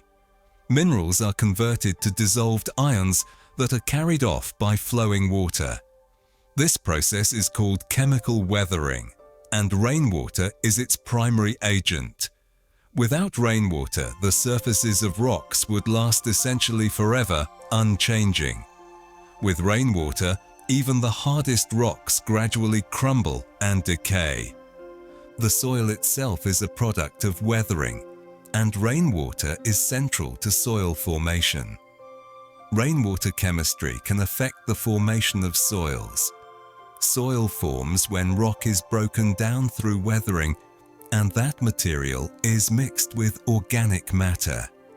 Rainwater, through its chemical weathering action, breaks down rock into smaller and smaller pieces. These pieces accumulate, mixing with decomposing organic matter from plants and animals. Rainwater percolates through this material, further dissolving and transforming it, creating the complex mixture that we call soil. Without rainwater's weathering action, soil would not form, and without soil, terrestrial life as we know it could not exist. The landscape itself is shaped by flowing water. Rainwater can transport sediments and shape landscapes. When rain falls and flows over the land, it carries sediment with it. Particles of soil and rock broken loose by the force of the water and by weathering processes. This sediment is carried downhill, following the path of flowing water. Over time, sediment accumulates in valleys and low areas. The constant flow of sediment shapes the landscape, carving valleys, filling depressions, building deltas and alluvial fans. Over millions of years, this sediment transport can reshape entire mountain ranges and create vast flatlands. The geography we see around us is, to a large extent, the result of rainwater's slow sculpting of the landscape. In certain geological settings, rain performs a particularly dramatic role. Rainwater can influence the formation of caves and other geological features. In areas with soluble rock like limestone, rainwater's weak acidity is sufficient to dissolve the rock. Water flows along cracks and fissures, dissolving the rock along its path. Over thousands of years, vast cavities form. These are caves. As rainwater continues to flow, it deposits dissolved minerals, forming stalactites and stalagmites, creating fantastic landscapes of stone. Caves can extend for miles underground, entire landscapes hidden beneath the surface, all created by the slow action of rainwater on soluble rock. The same process, on a larger scale, can lower the water table and create sinkholes, where the land above an underground cavity collapses. Rainwater's chemical influence extends below the surface to underground reservoirs. Rainwater can affect the chemistry of groundwater. Rainwater that infiltrates the soil and percolates down into aquifers carries its chemistry with it. The water mixes with existing groundwater, affecting its chemistry. If the rainwater is acidic, it can make groundwater more acidic.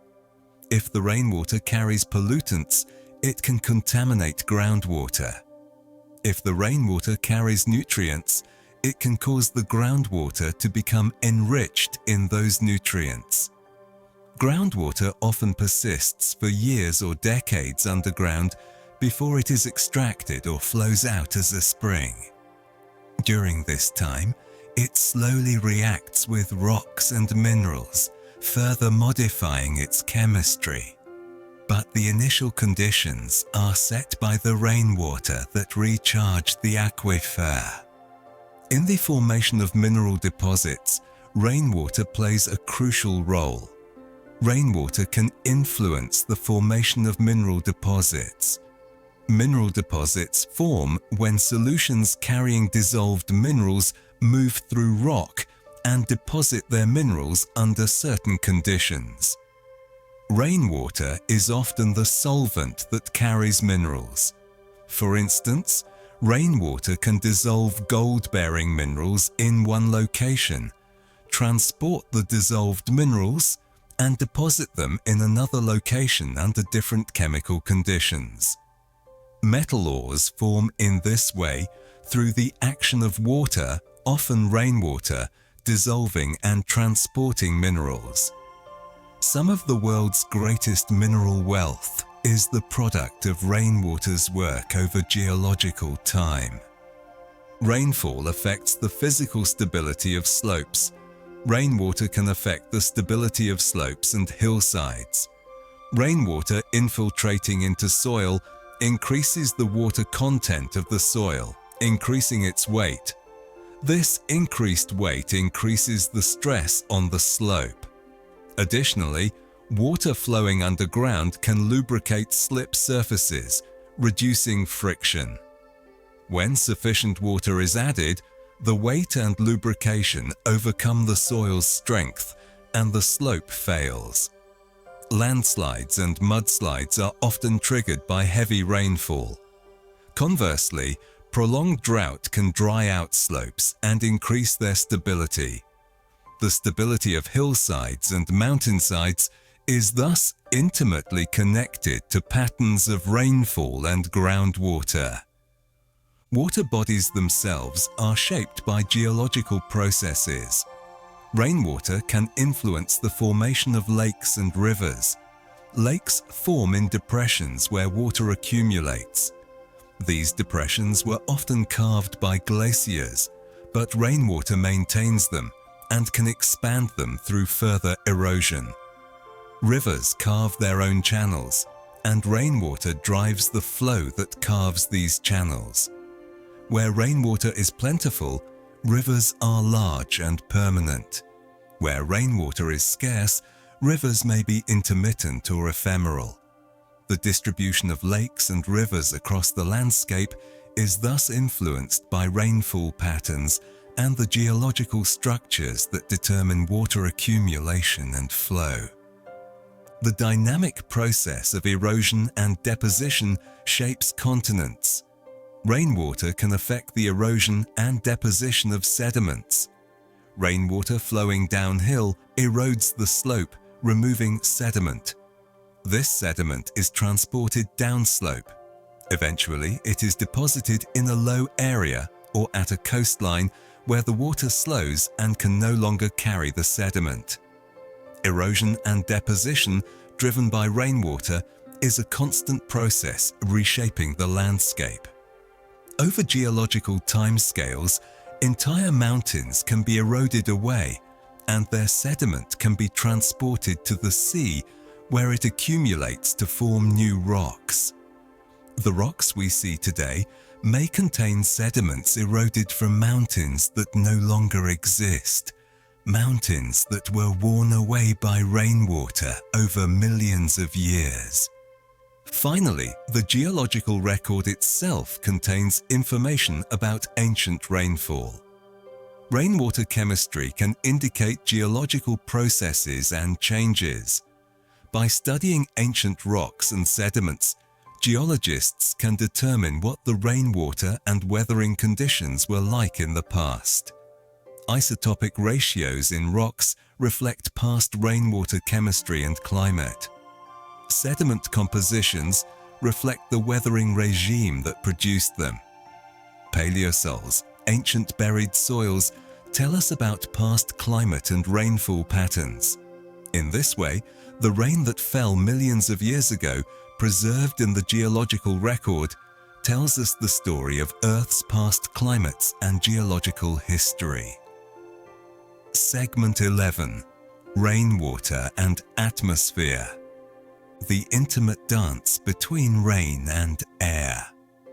Welcome to the 11th segment of the quiet chemistry of rain. We have journeyed through rainwater's interactions with soil, water bodies, climate, health, ecosystems, and geology.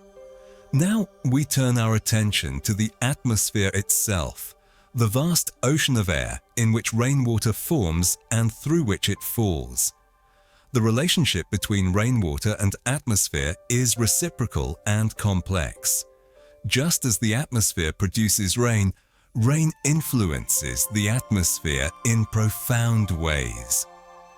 Let's begin with something quite remarkable. Rainwater can absorb and release gases from the atmosphere. Water is an exceptional solvent, dissolving a remarkable variety of substances. Gases dissolve readily into water. Carbon dioxide dissolves into rainwater, forming carbonic acid. Oxygen and nitrogen dissolve into rainwater. Sulfur dioxide, nitrogen oxides, and other pollutant gases dissolve. Ammonia from soil and biological sources dissolves. Even ozone, a reactive form of oxygen, can dissolve into rainwater. As rainwater falls, it is essentially a traveling solvent, absorbing and concentrating gases from the air through which it passes. The composition of the rainwater at the surface is thus a reflection of the atmospheric gases it has encountered and absorbed during its descent. The quality of the air we breathe is intimately connected to rainwater chemistry. Rainwater chemistry can indicate atmospheric pollution. By analyzing rainwater, we can determine what pollutants are present in the atmosphere. Elevated sulfate in rainwater indicates sulfur dioxide pollution. Elevated nitrate indicates nitrogen oxide pollution. Heavy metals in rainwater indicate that these metals are being emitted and transported in the atmosphere. Rainwater sampling networks in many countries continuously monitor rainwater chemistry, providing a real-time picture of atmospheric pollution. When rainwater chemistry shifts, indicating increasing pollution, authorities can investigate and take corrective action. In this sense, rainwater is not just affected by the atmosphere, it is an instrument for monitoring the atmosphere. Among rainwater's beneficial atmospheric effects is this: rainwater can help remove particulates from the atmosphere. The atmosphere contains countless particles: dust, salt crystals, soot, pollution particles, pollen. These aerosol particles can accumulate over time, reducing visibility and affecting human health. When rain falls, it removes these particles from the air. The particles become incorporated into rainwater and are carried to the surface, where they are deposited in soil or water.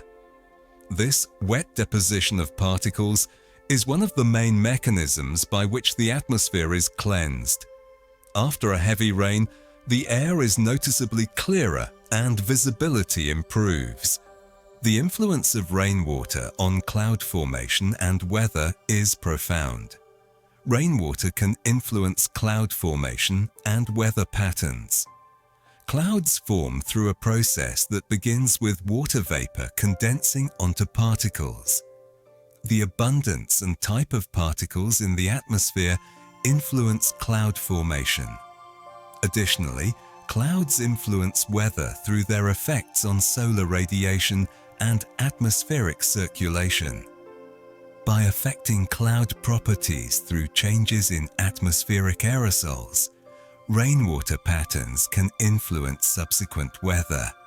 For instance, in areas downwind of pollution sources where atmospheric particles are abundant, clouds tend to have different properties than in cleaner air.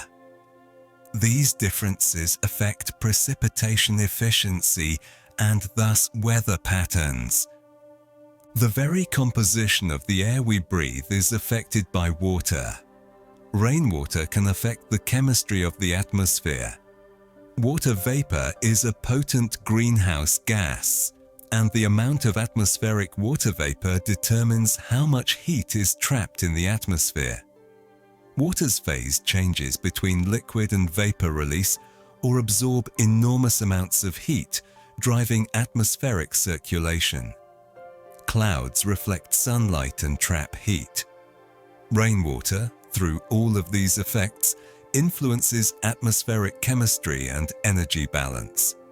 Changes in rainwater patterns, changes in where rain falls and in what quantity, can thus have profound effects on atmospheric conditions.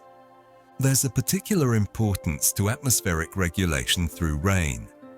Rainwater can help regulate the concentration of gases in the atmosphere.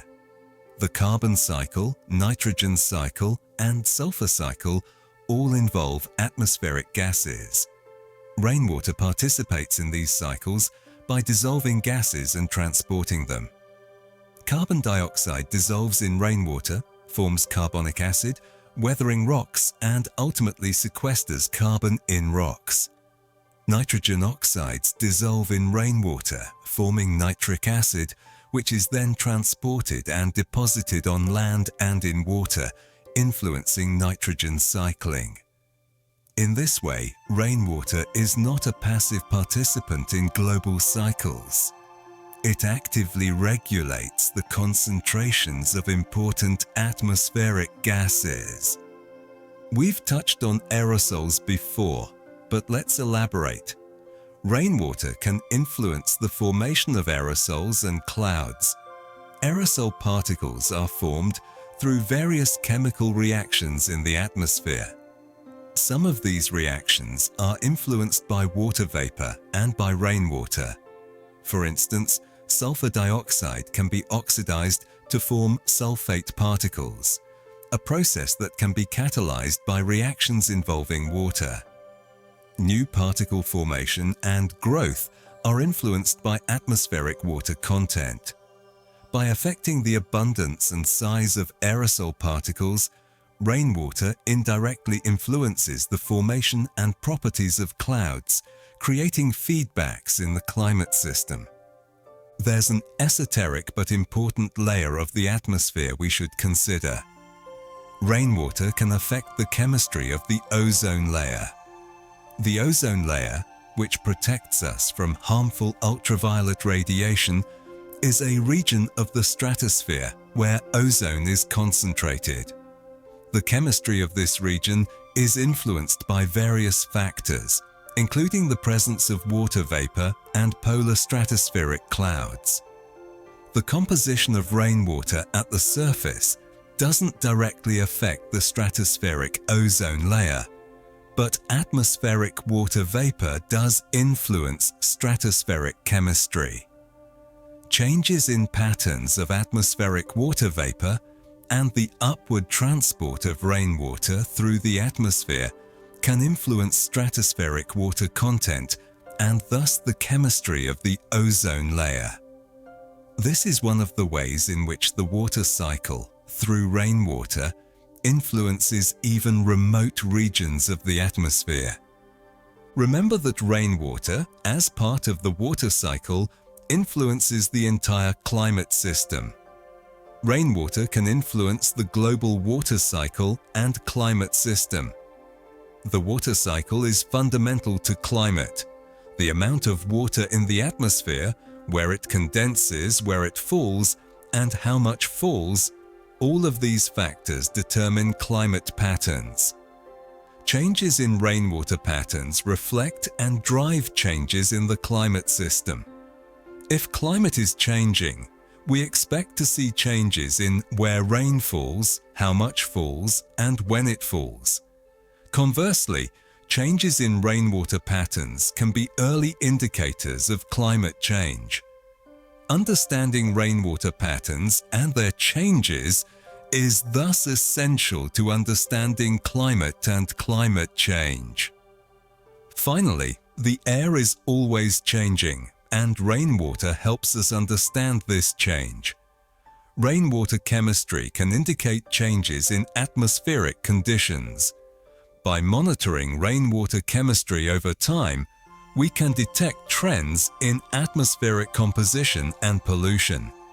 If rainwater acidity is increasing, it indicates increasing atmospheric pollution from acid-forming compounds. If rainwater trace metal content is increasing, it indicates increasing atmospheric emission of these metals. Conversely, decreases in rainwater pollution indicate that pollution control efforts are working. Rainwater chemistry is thus a valuable indicator of atmospheric trends and changes, allowing us to monitor the health of our atmosphere. Segment 12. Rainwater and pollution. Understanding the contamination of water from the sky. Welcome to the 12th and final segment of The Quiet Chemistry of Rain. Throughout our journey, we have occasionally touched upon the topic of pollution and rainwater's role in transporting and affecting pollutants. Now, we dedicate an entire segment to this crucial and sobering subject. Pollution of rainwater is one of the most pressing environmental challenges of our time, affecting not only the water itself, but also the health of ecosystems, human health, and the sustainability of our planet. Let's begin with an understanding of the fundamental process. Rainwater can carry pollutants from the atmosphere to the Earth's surface. The atmosphere is not a pure mixture of gases and water vapor. Into it, humanity has released countless substances: industrial chemicals, heavy metals, particulate matter, persistent organic pollutants, and many others. These substances linger in the atmosphere, sometimes for weeks or months. When rainwater forms and falls, it brings these pollutants down with it. In this way, atmospheric pollution becomes rainwater pollution. What begins as an emission from a factory or vehicle becomes an environmental problem on the land or in the water body where the polluted rain falls. The indicators of this pollution are found in rainwater chemistry itself. Rainwater chemistry can indicate the presence of pollutants. Scientists analyzing rainwater samples can identify and quantify pollutants. Lead, cadmium, copper, mercury, and other heavy metals are often found in rainwater, especially in industrialized regions. Organic pollutants like pesticides and industrial chemicals are also detected. Radionuclides, radioactive isotopes from nuclear weapons tests and nuclear accidents, can be found in rainwater worldwide. The presence and concentration of these pollutants in rainwater tells us about atmospheric pollution and provides warning of environmental and health risks. We've mentioned throughout our exploration that rainwater can help remove pollutants. Let's elaborate on this positive role. Rainwater can help remove pollutants from the atmosphere. This is called wet deposition. When pollutants are dissolved into or incorporated into rainwater, they are removed from the air and carried to the surface. This has the beneficial effect of clearing the atmosphere of pollutants. The air becomes cleaner to breathe. However, this cleansing of the air comes at a cost. The pollutants are now on the land or in the water bodies where the rain fell.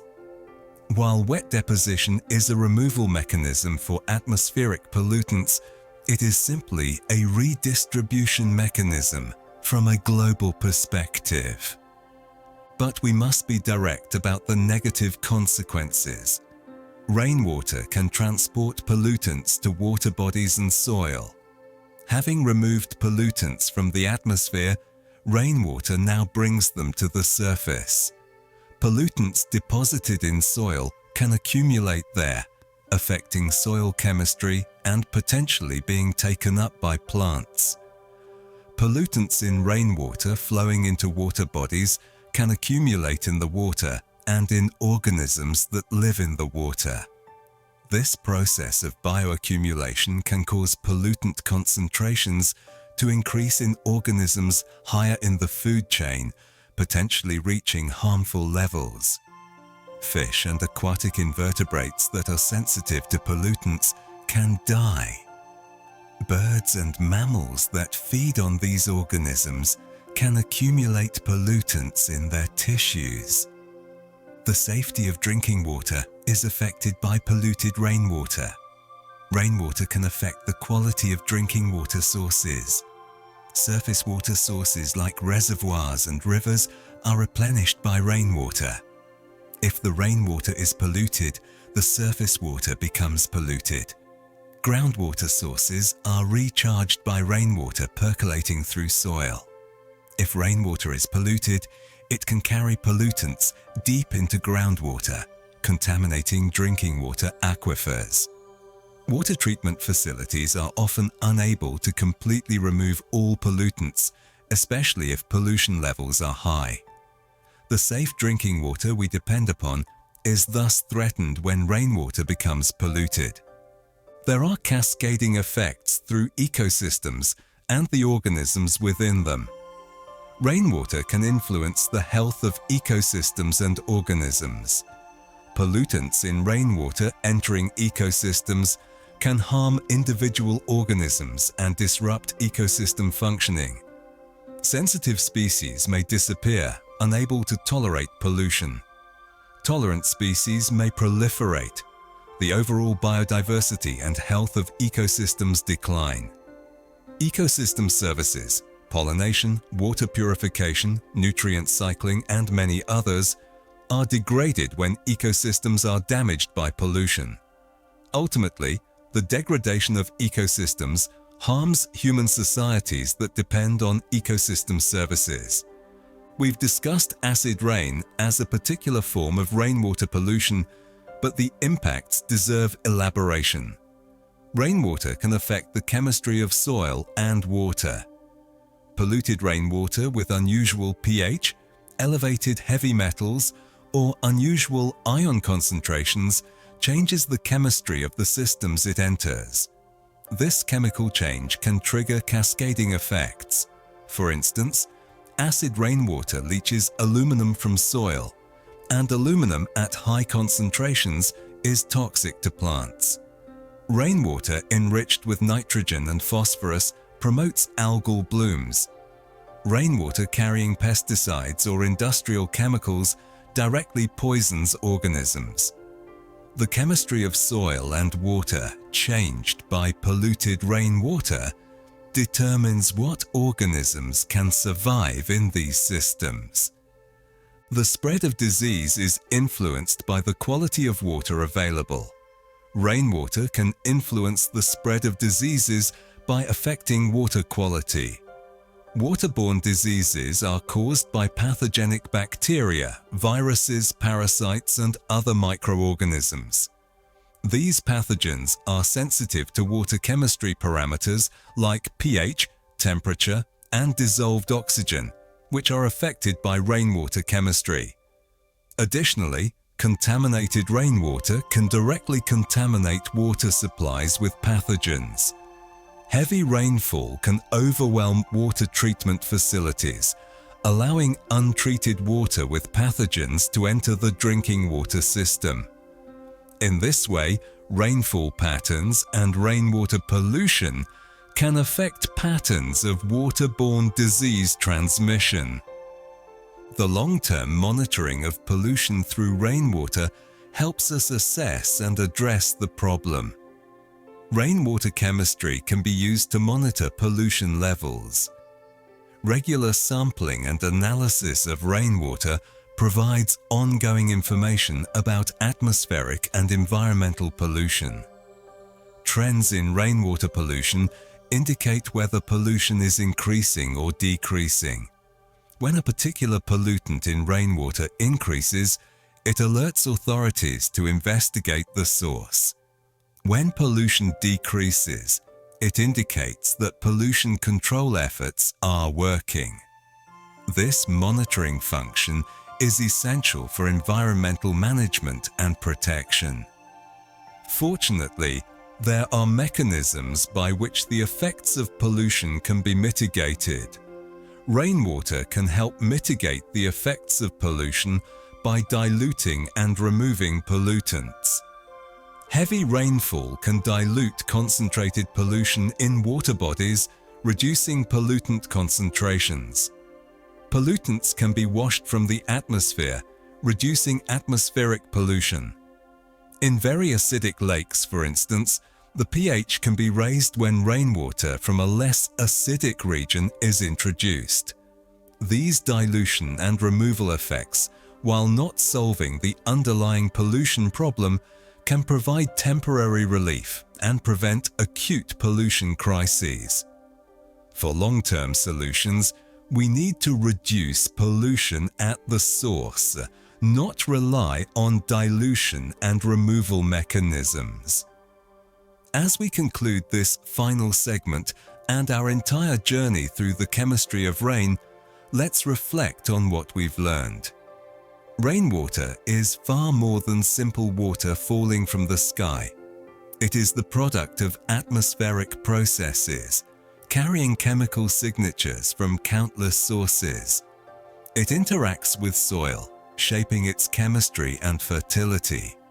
It replenishes water bodies and influences their chemistry and the organisms within them. It affects climate, transporting heat across the planet. It sustains life in all its forms, from the smallest microorganism to the largest animal. It shapes the Earth's surface through weathering and erosion. And it responds to pollution, carrying the consequences of human activity down to the surface where those consequences play out in soil, water, and living organisms.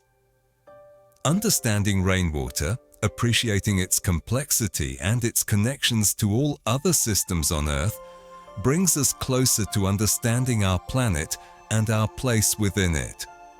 The rain that falls is not an isolated event. It is a manifestation of the great interconnected systems that make life possible. As we face environmental challenges like pollution, climate change, and ecosystem degradation, understanding rainwater and its chemistry becomes ever more important. The rain, falling gently from the sky, is a messenger telling us about the state of our atmosphere, our water, and our world. We hope this journey through the quiet chemistry of rain has brought you peace and insight. May the next time rain falls where you are, you take a moment to contemplate the chemistry within each drop, the sources from which it came, and the journeys it will make after it falls. And may this deeper understanding bring you a sense of connection to the vast, beautiful, intricate systems that sustain all life on our living world.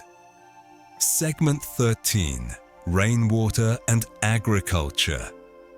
The gift of rain to fields and crops.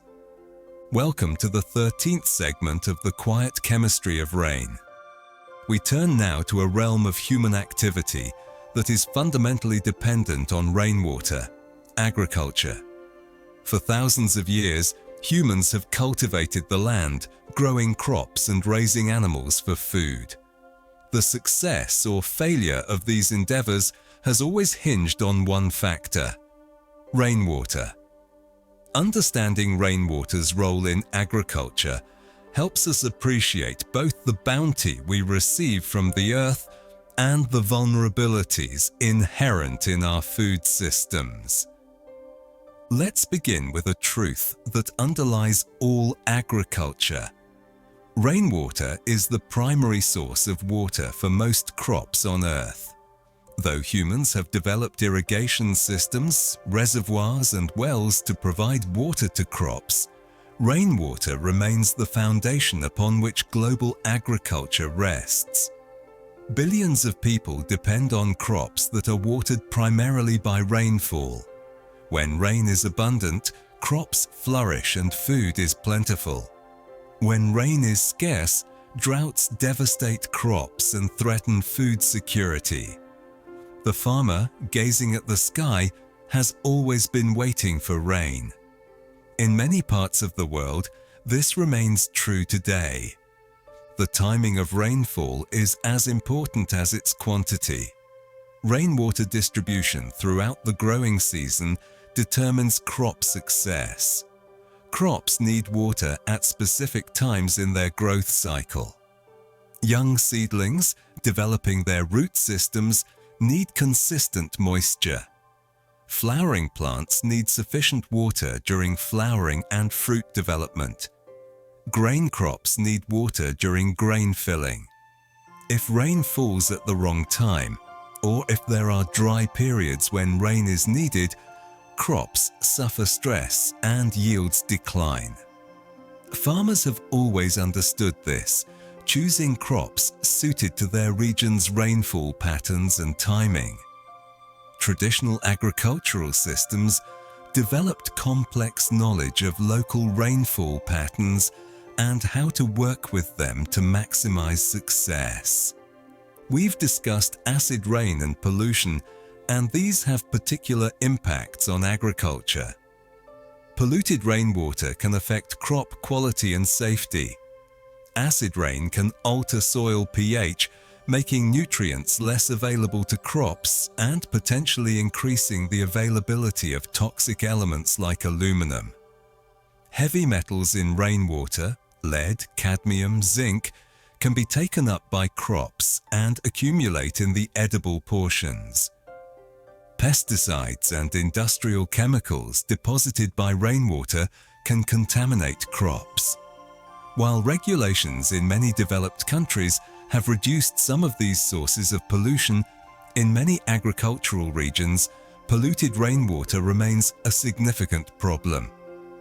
Crops grown in areas with severely contaminated rainwater may be unsafe to eat, and farmers in these regions face difficult choices about continuing to farm or relocating. The relationship between rainfall patterns and soil fertility is intricate. Rainwater brings nutrients to agricultural soil, but it also can leach nutrients away. In moderately wet climates, the balance is generally favorable. Rainwater brings nutrients while leaching removes only a moderate amount of nutrients. In very wet tropical climates, intense leaching can cause soil fertility to decline rapidly unless there is active nutrient recycling or external inputs of fertilizer. In very dry climates, leaching is minimal and salts can accumulate, sometimes to the point where they inhibit plant growth. The farmer must understand these patterns and manage the soil accordingly.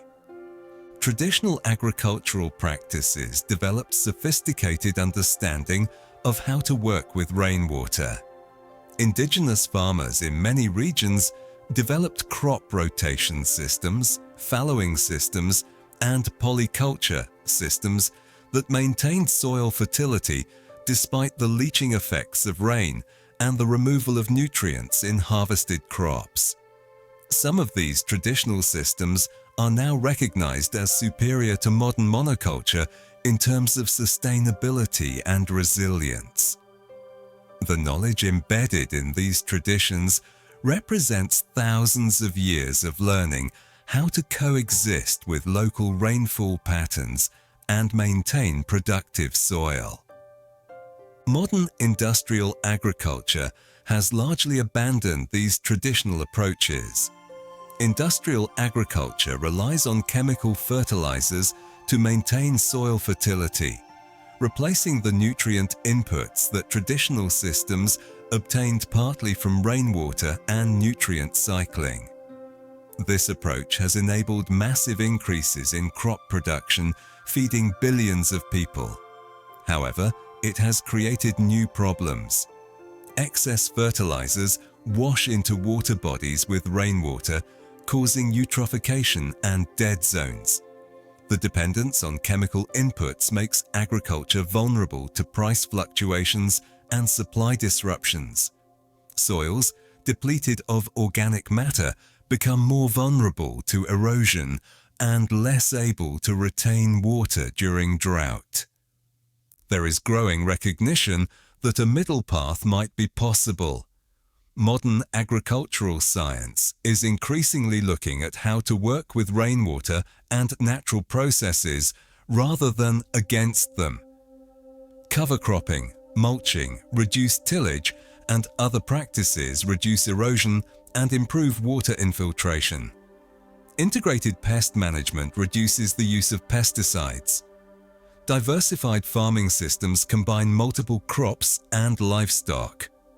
These approaches attempt to maintain the productivity of modern agriculture while incorporating some of the ecological wisdom of traditional systems. Success requires understanding rainwater patterns and adapting agricultural practices to local conditions. The impact of climate change on agricultural rainfall is a concern of increasing urgency. Rainwater availability is changing in many regions due to climate change. Some regions are experiencing increasing rainfall, others decreasing rainfall. The timing of rainfall is shifting, with rain coming earlier or later in the season. Rainfall is becoming more variable, with more extreme weather events, both droughts and floods, interspersed with dry periods. These changes are challenging for agriculture because farmers base their crop choices and planting dates on historical rainfall patterns. When these patterns shift, farmers must adapt. Crops suited to a historical climate may not be suited to a new climate. Agricultural communities are beginning to adapt to these changes. Farmers are shifting to different crops better suited to new climate conditions. They're using weather forecasting and climate information to make planting decisions. They're diversifying their crops to spread risk. They're investing in irrigation to buffer against rainfall variability. Yet these adaptations are costly and not available to all farmers, especially those in developing countries with limited resources. The global food system faces challenges as climate change alters rainwater patterns. Water harvesting and storage are increasingly important. To make agriculture more resilient to rainfall variability, many regions are investing in rainwater harvesting and storage. Ponds, reservoirs, and underground cisterns capture rainwater when it falls, storing it for use during dry periods. This allows irrigation without drawing on groundwater. Some of these systems are quite simple and can be implemented by individual farmers. Others are large infrastructure projects. Properly designed rainwater harvesting systems can significantly improve agricultural resilience while reducing groundwater depletion.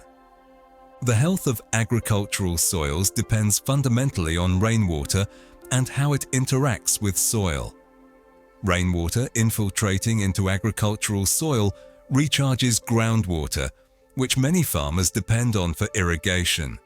It provides moisture for plant roots. It dissolves minerals, making them available to plants. It transports pollutants, which can contaminate both soil and groundwater. Managing rainwater in agricultural systems means managing these multiple functions simultaneously.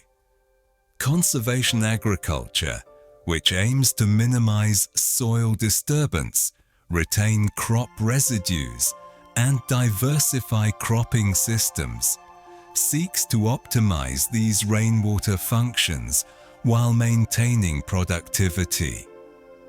As we reflect on rainwater's role in agriculture, we recognize both the gift and the challenge. Rain, falling freely on fields, sustains crops and feeds humanity. Yet this dependence on rainwater, combined with climate variability, changing climate, pollution, and population growth, creates vulnerabilities in the global food system. Understanding rainwater's role in agriculture, its benefits and its risks, helps us appreciate the complexity of feeding 8 billion people on a changing planet. The farmers of the world in their daily work are engaged in an ancient dance with rainwater, and the success of this dance determines the food security of all humanity.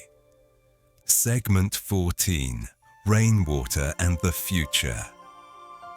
Climate change, adaptation, and the evolving water cycle. Welcome to the 14th segment of the Quiet Chemistry of Rain. We have journeyed across the full spectrum of rainwater's roles and impacts, its composition and formation, its interactions with soil and water bodies, its effects on climate and health, its role in shaping ecosystems and geology, and its importance to human agriculture. Now, as we near the end of our exploration, we must look forward.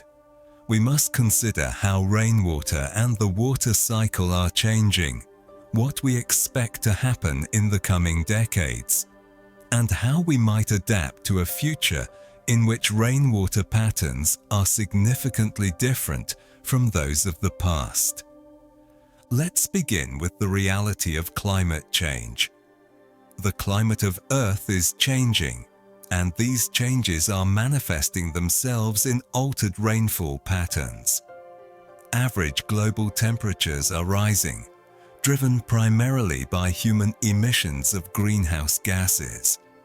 This warming is causing profound changes to the water cycle.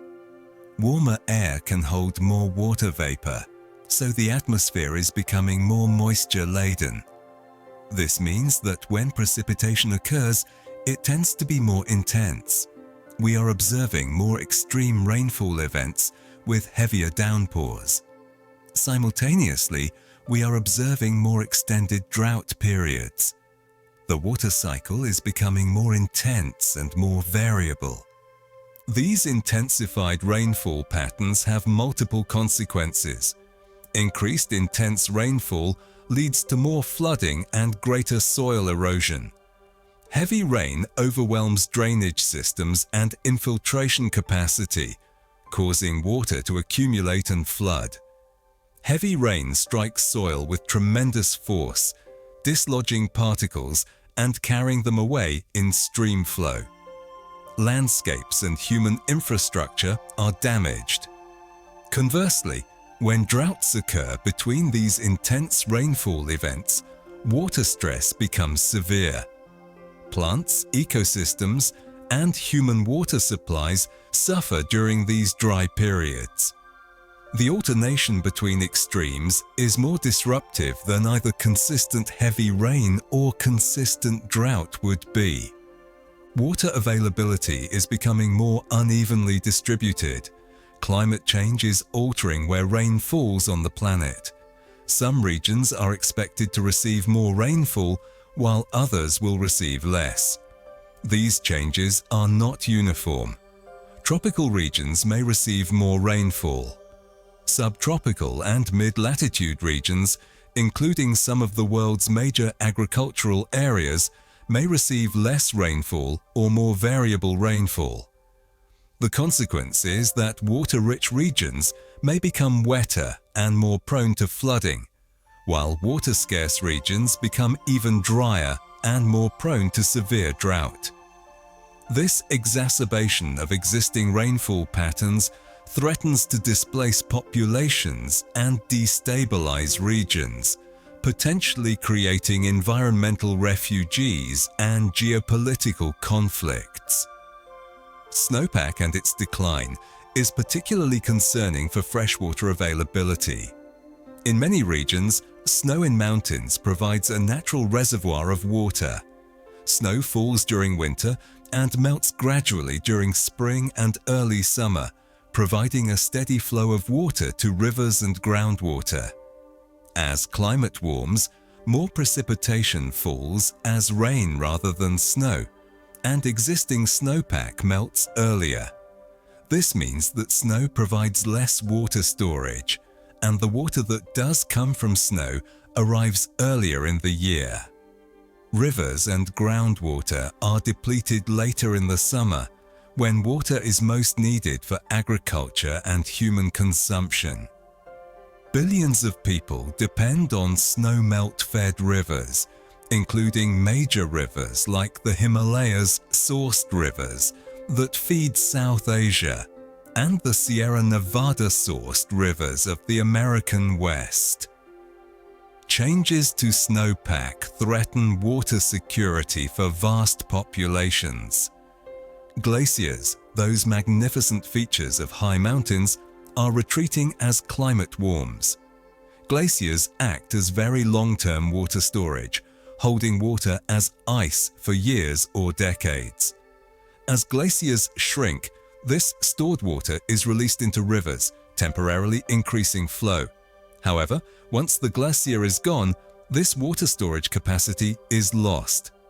Rivers fed by glaciers will have less water in the future, even as populations grow and water demand increases. The loss of glaciers is a visible and dramatic manifestation of climate change, and it carries profound implications for water security and ecosystem health in mountainous regions.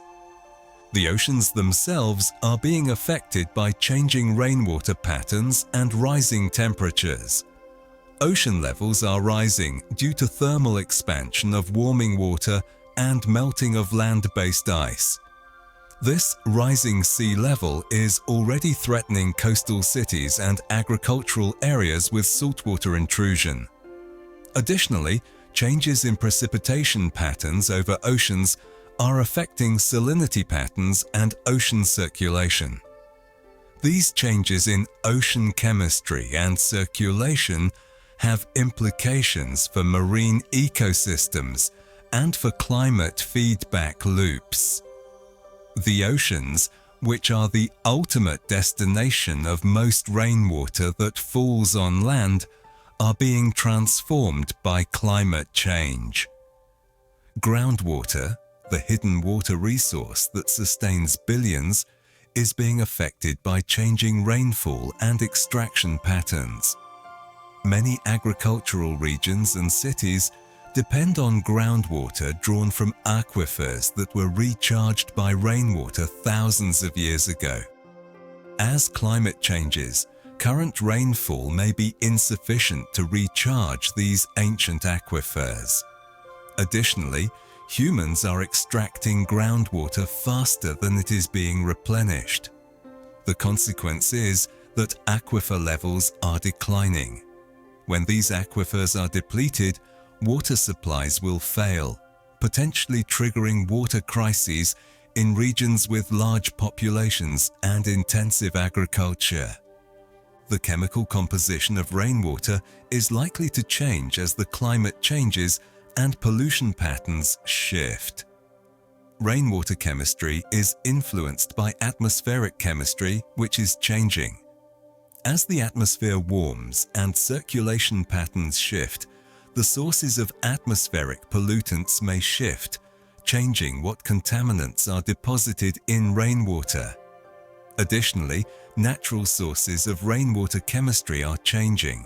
For instance, as sea levels rise and coastal areas are inundated with seawater, the salt content of coastal precipitation may change. The chemical signature of rainwater in different regions will likely continue to evolve. Ecosystems worldwide are vulnerable to changing rainfall patterns. Many ecosystems have evolved in response to particular rainfall patterns. Rainforests depend on consistent, abundant rainfall. Grasslands depend on periodic droughts and fires. Deserts have adapted to very low rainfall. Wetlands depend on seasonal flooding. As rainfall patterns shift, these ecosystems face stress. Some may be able to adapt, shifting their species composition or changing their structure. Others may collapse entirely. The biodiversity of regions is at risk as rainfall patterns change. Species that cannot tolerate new conditions will decline or disappear. Invasive species from other regions may thrive in the new conditions. Ecosystems worldwide are in flux due to changing rainfall. Human societies are beginning to recognize the urgency of adapting to changing rainfall patterns. Water management strategies are being revised to account for changing rainfall. Some regions are increasing investment in rainwater harvesting and storage. Others are developing new irrigation techniques that use water more efficiently. Water conservation programs are being implemented. Water pricing is being adjusted to encourage conservation. In some regions, population relocation from water-scarce areas is being discussed or implemented. These adaptations are costly and socially disruptive, but they are becoming necessary as rainfall patterns change.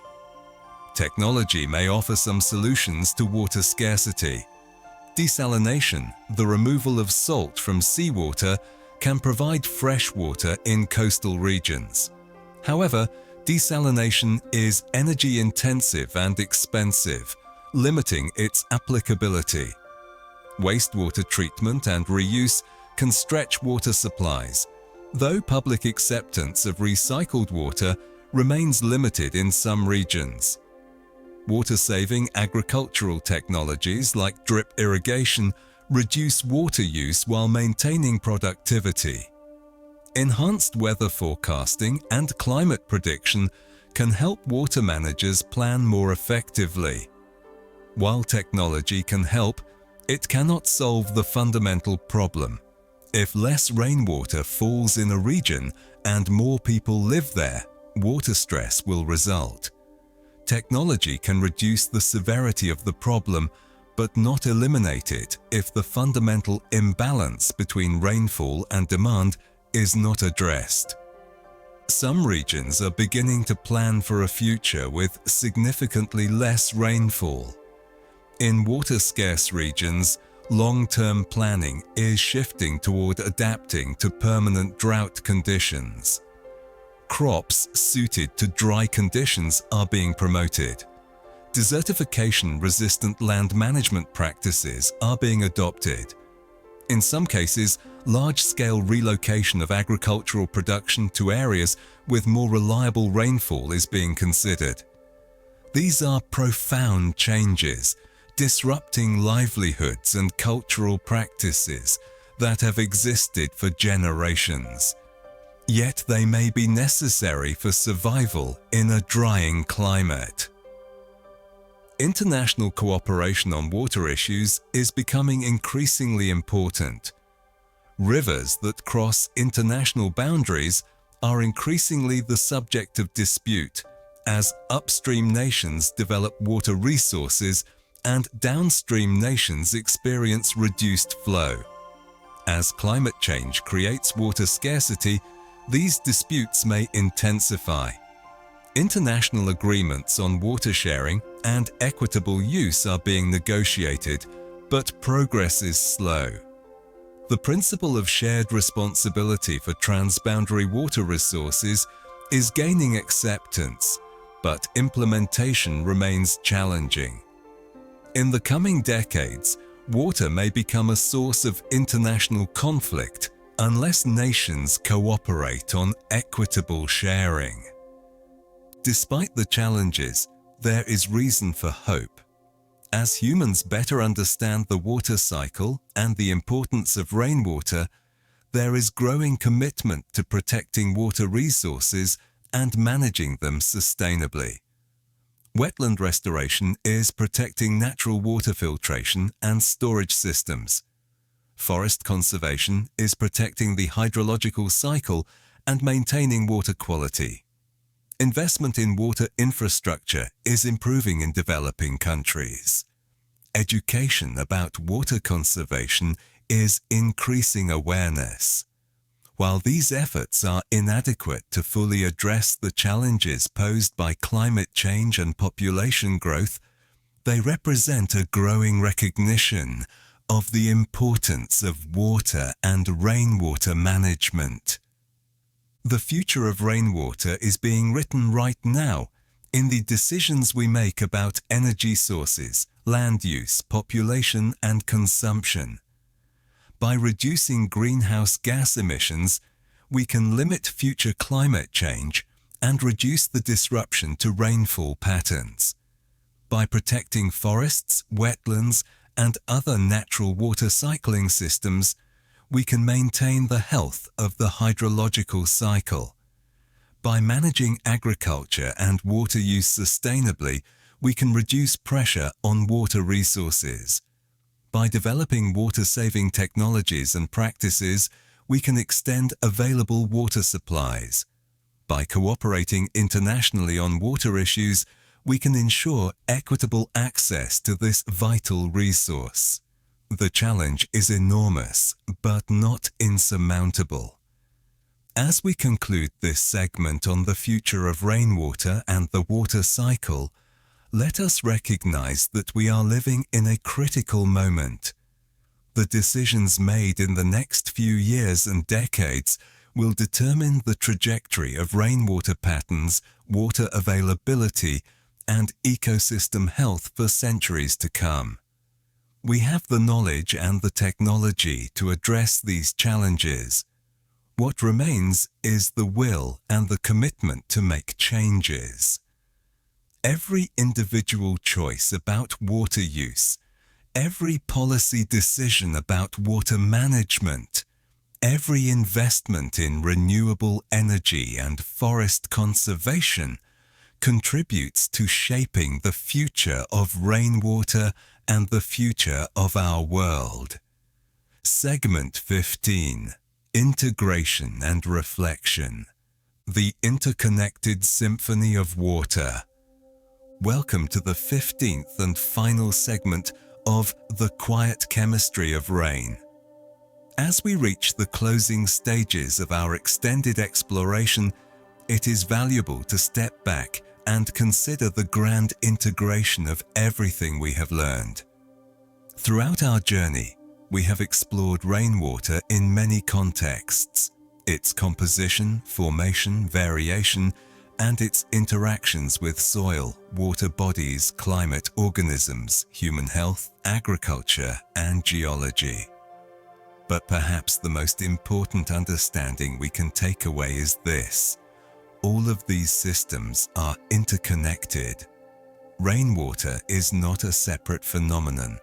It is the thread that weaves through all of these systems, connecting them into one integrated whole. Let's reflect on this interconnectedness. Consider a raindrop falling in a distant mountain range.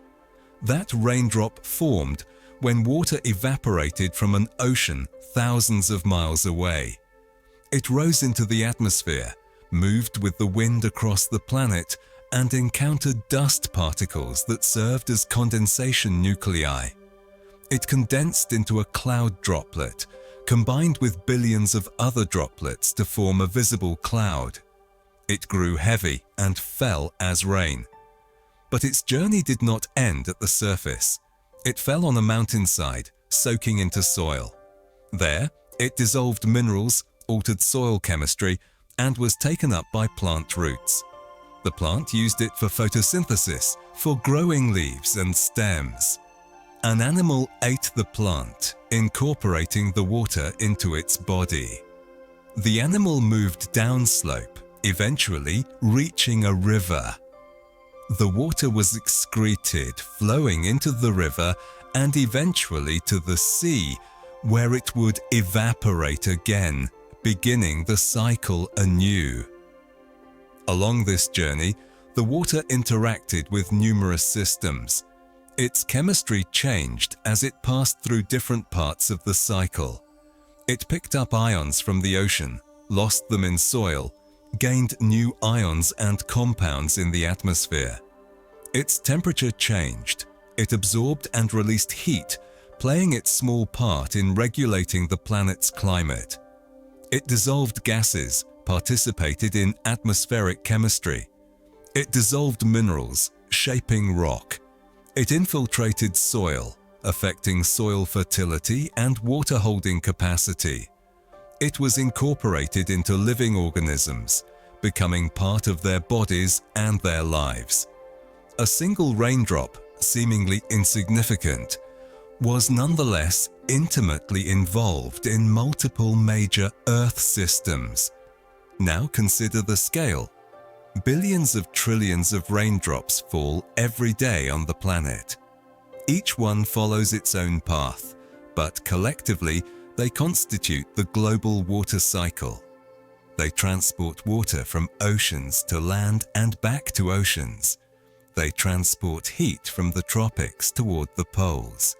They transport nutrients from the atmosphere to soil and water bodies. They transport pollutants from industrial regions to remote areas. They shape landscapes through erosion and deposition. They sustain all life on land. The water cycle, manifested in each falling raindrop, is fundamental to the operation of our planet. We have learned that rainwater composition varies by region, reflecting the particular sources and processes in that region. Coastal rainwater is salty from sea spray. Inland rainwater carries dust and minerals from soil and rock. Agricultural rainwater carries nitrogen from fertilizers. Industrial rainwater carries sulfuric and nitric acids from pollution. Rainwater in forested areas carries organic compounds from vegetation. Yet all of these regional variations are part of the same global water cycle. Water molecules move from region to region, transporting their chemical signatures with them. The rain that falls in one region may carry the fingerprints of events happening thousands of miles away. The interconnection between the water cycle and the climate system is particularly important. The water cycle is not just affected by climate, it is a fundamental part of the climate system. Water vapor is a greenhouse gas that traps heat. Clouds reflect sunlight and trap heat. The formation and movement of water vapor and clouds drive atmospheric circulation and weather patterns. The distribution of rainfall determines climate patterns on land. Changing the water cycle changes the climate, and changing the climate changes the water cycle. This is why understanding rainwater is essential to understanding climate and climate change. The interconnection between rainwater and ecosystems is equally profound. Rainwater provides water to organisms, which is essential for life. Rainwater transports nutrients to ecosystems. Rainwater affects soil chemistry, which determines what plants can grow, which determines what animals can eat, which determines the structure of the entire ecosystem. Remove rainwater and the ecosystem collapses. Change rainwater patterns and the ecosystem transforms. Understanding ecosystems requires understanding rainwater. We must appreciate that everything is connected through rainwater. Soil health affects the growth of plants, which affects the survival of animals, which affects human food security. Rainwater quality affects soil health, water body health, and ultimately human health. Climate affects rainfall patterns, which affects everything from soil to water bodies to ecosystems to agriculture to human societies. Everything connects to everything else through the water cycle and the rainwater that is central to it. This interconnectedness means that changes to one part of the system have effects throughout the system. Pollution of rainwater contaminates soil, water bodies, and organisms throughout the food chain, ultimately affecting human health. Changes in rainfall patterns due to climate change affect agriculture, water supplies, ecosystems, and human migration patterns. Destruction of forests affects the water cycle, the climate, and countless species. Conservation of forests protects the water cycle, supports climate regulation, and preserves biodiversity. Every action ripples through the interconnected systems. This understanding should inspire a sense of humility about our place in the world. We are part of the natural systems, not separate from them. The water cycle that sustains all life sustains us. The rainwater that falls on our land and into our water supplies comes from the same planetary water cycle that sustains all life. We are dependent on this cycle in countless ways, most of which we are barely aware.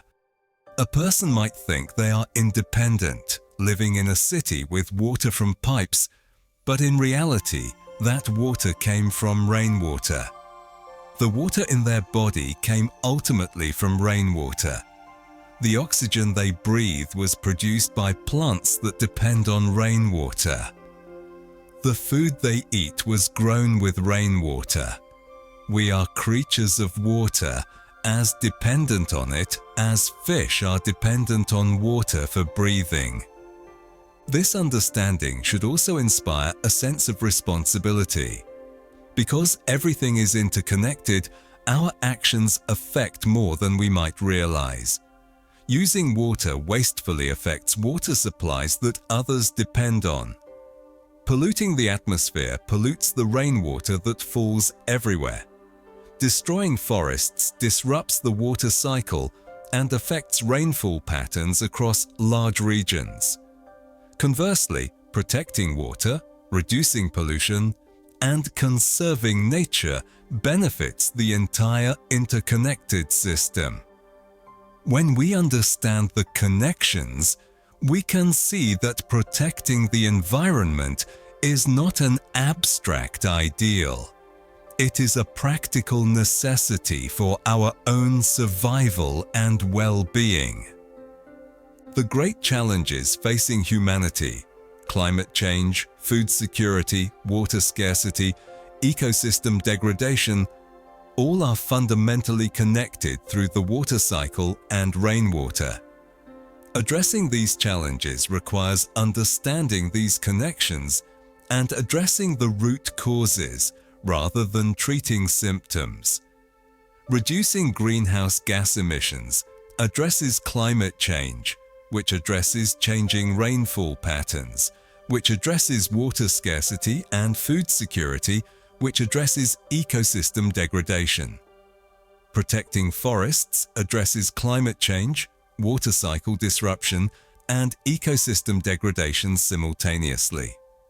Reducing pollution addresses rainwater contamination, which addresses soil and water quality, which addresses food safety and human health.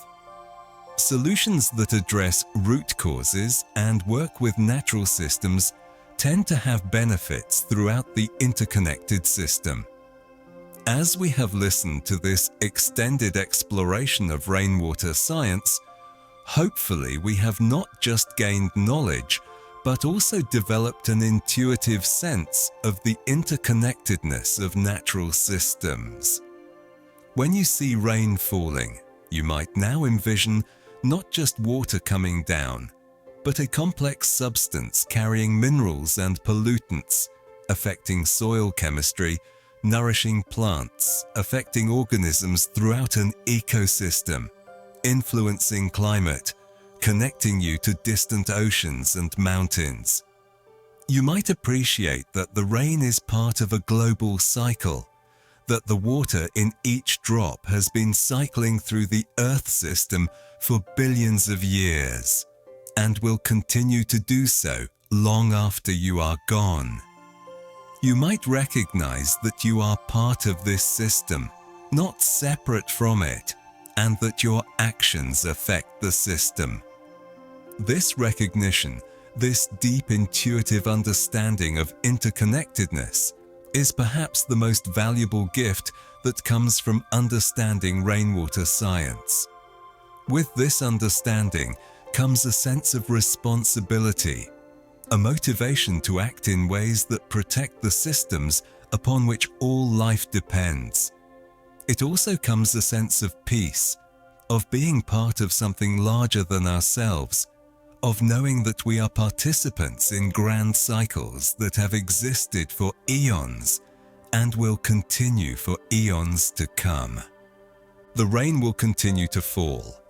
In days and weeks to come, wherever you are, rain will likely fall. When it does, take a moment to contemplate what you have learned. Feel the water on your skin. Notice how it soaks into the ground. Listen to it as it flows downhill.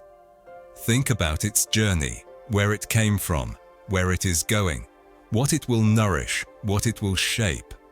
Think about the vast system of which you are a part. And in contemplating the quiet chemistry of rain, find a sense of connection and peace. May this exploration have brought you understanding, inspiration, and rest. Segment 16. Rainwater in urban environments. Rain in the city and human civilization. Welcome to the 16th segment of the quiet chemistry of rain. We have explored rainwater's roles in natural systems, in agriculture, and in the context of global climate change. Now, we turn our attention to a particularly complex and important environment: cities.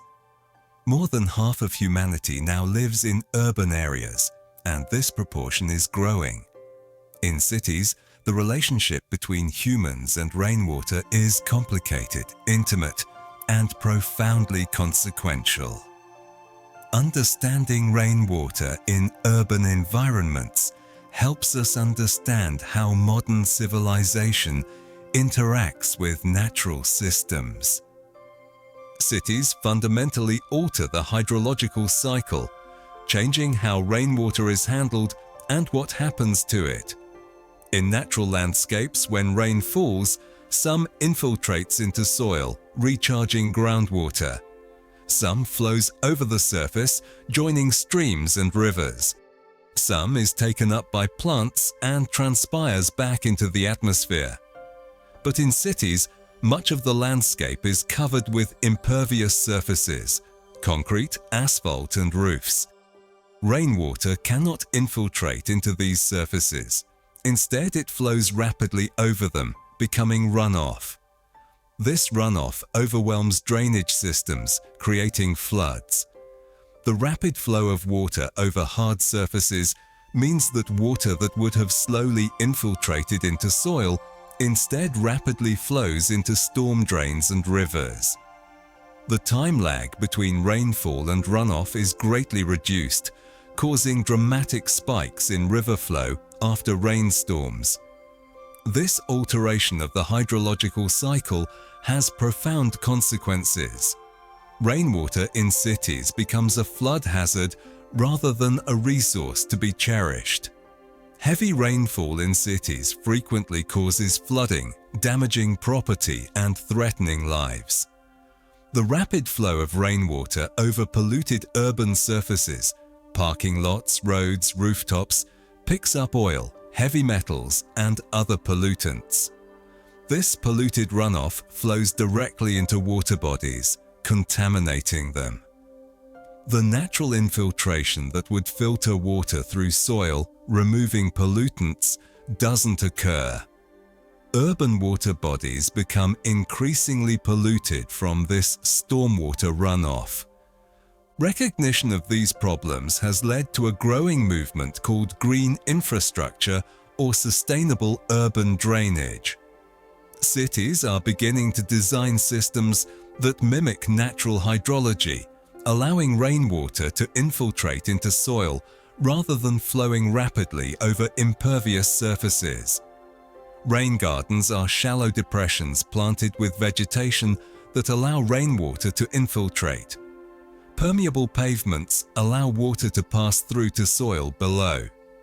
Green roofs, planted with vegetation, allow rainwater to infiltrate and be transpired by plants.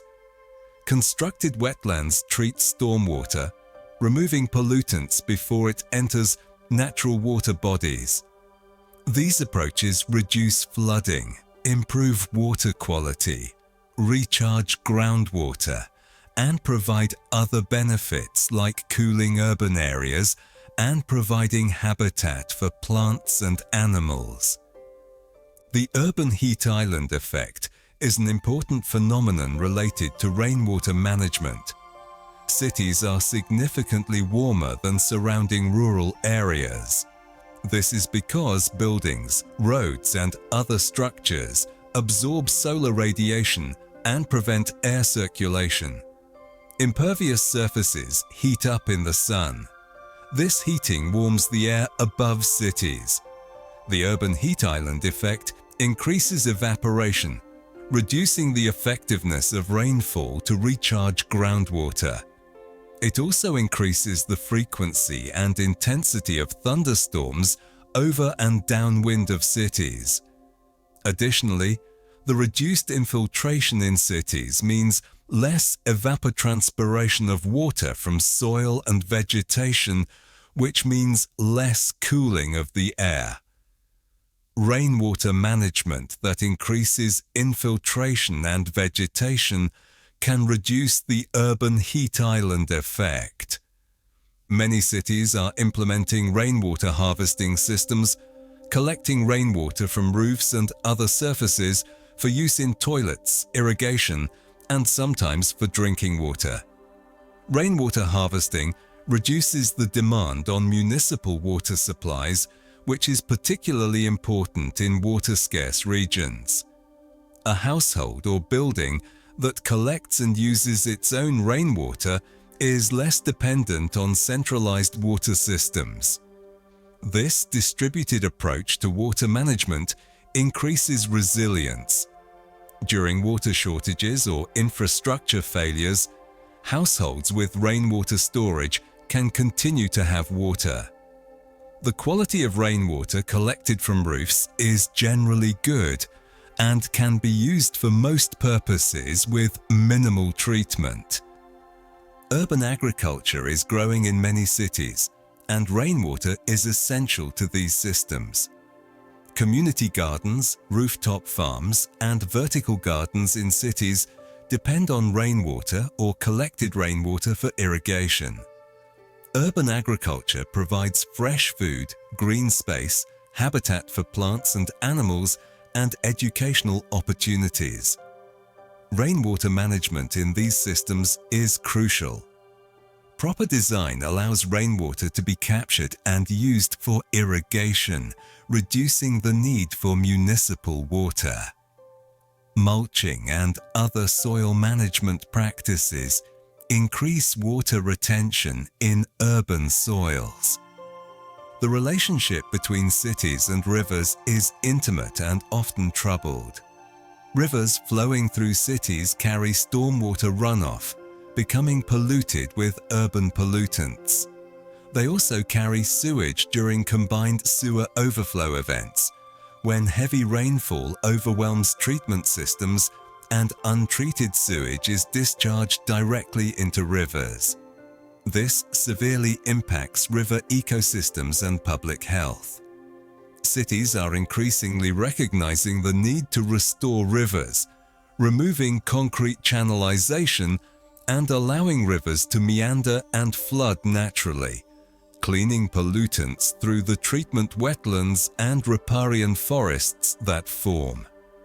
These river restoration projects recognize that rivers, like all natural systems, require space and proper hydrological conditions to function. Coastal cities face particular challenges from rising sea levels and changing rainfall patterns. Coastal areas are vulnerable to flooding from both heavy rainfall and storm surge from tropical cyclones. As sea levels rise due to climate change, even moderate rainfall can cause flooding in low-lying coastal areas. Saltwater intrusion into freshwater aquifers threatens drinking water supplies. Coastal cities are implementing adaptation strategies, including seawalls, elevated roads, improved drainage, and managed retreat from the most vulnerable areas. Rainwater management in coastal cities must account for the interaction between freshwater rainfall and saltwater from the ocean. The disparities in access to clean water in cities reflect broader inequities. In wealthy neighborhoods, rainwater drains efficiently through modern infrastructure, and residents have reliable access to clean water. In poor neighborhoods, drainage infrastructure is often inadequate, leading to flooding and water pooling that creates breeding grounds for mosquitoes and other disease vectors. Water contamination is more common in poor areas. The infrastructure of the water system reflects and perpetuates inequalities. Improving rainwater management in cities requires addressing these inequities, ensuring that all residents have adequate drainage and access to clean water. Smart cities are using technology to manage rainwater more effectively. Sensor networks monitor rainfall and soil moisture in real time. This information is used to operate irrigation systems efficiently. Water fountains and street cleaning systems are shut down when rainfall is adequate. Predictive models forecast rainfall and help manage water supplies and flood risks. Real-time pollution monitoring in stormwater allows rapid response to contamination events. These technologies can help cities manage rainwater more efficiently and sustainably. However, technology alone is insufficient. It must be combined with green infrastructure and changes to urban design and development patterns. The future of cities depends on developing a sustainable relationship with rainwater. As cities grow and climate change increases the intensity and variability of rainfall, the challenges of managing rainwater become more acute. Cities that successfully integrate rainwater management into their infrastructure and design will be more resilient and livable.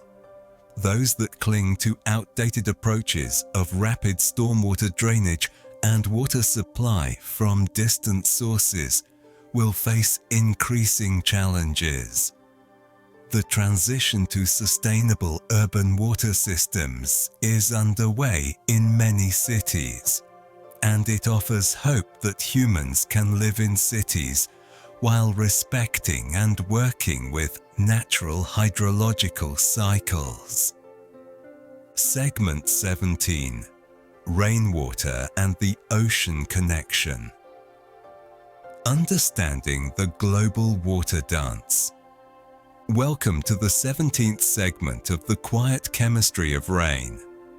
Throughout our exploration, we have occasionally mentioned the ocean as the source of water vapor and the ultimate destination of rainwater. But the ocean is far more than a simple beginning and end point in the water cycle. The ocean is a vast, living system, intimately connected to rainwater through complex physical, chemical, and biological processes. Understanding the connection between rainwater and the ocean helps us appreciate the grandeur and complexity of the global water system. Let's begin with the fundamental reality that the ocean is the source of most rainwater.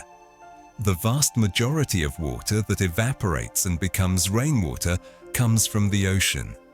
The ocean covers about 70% of Earth's surface, and it is the planet's largest source of surface water.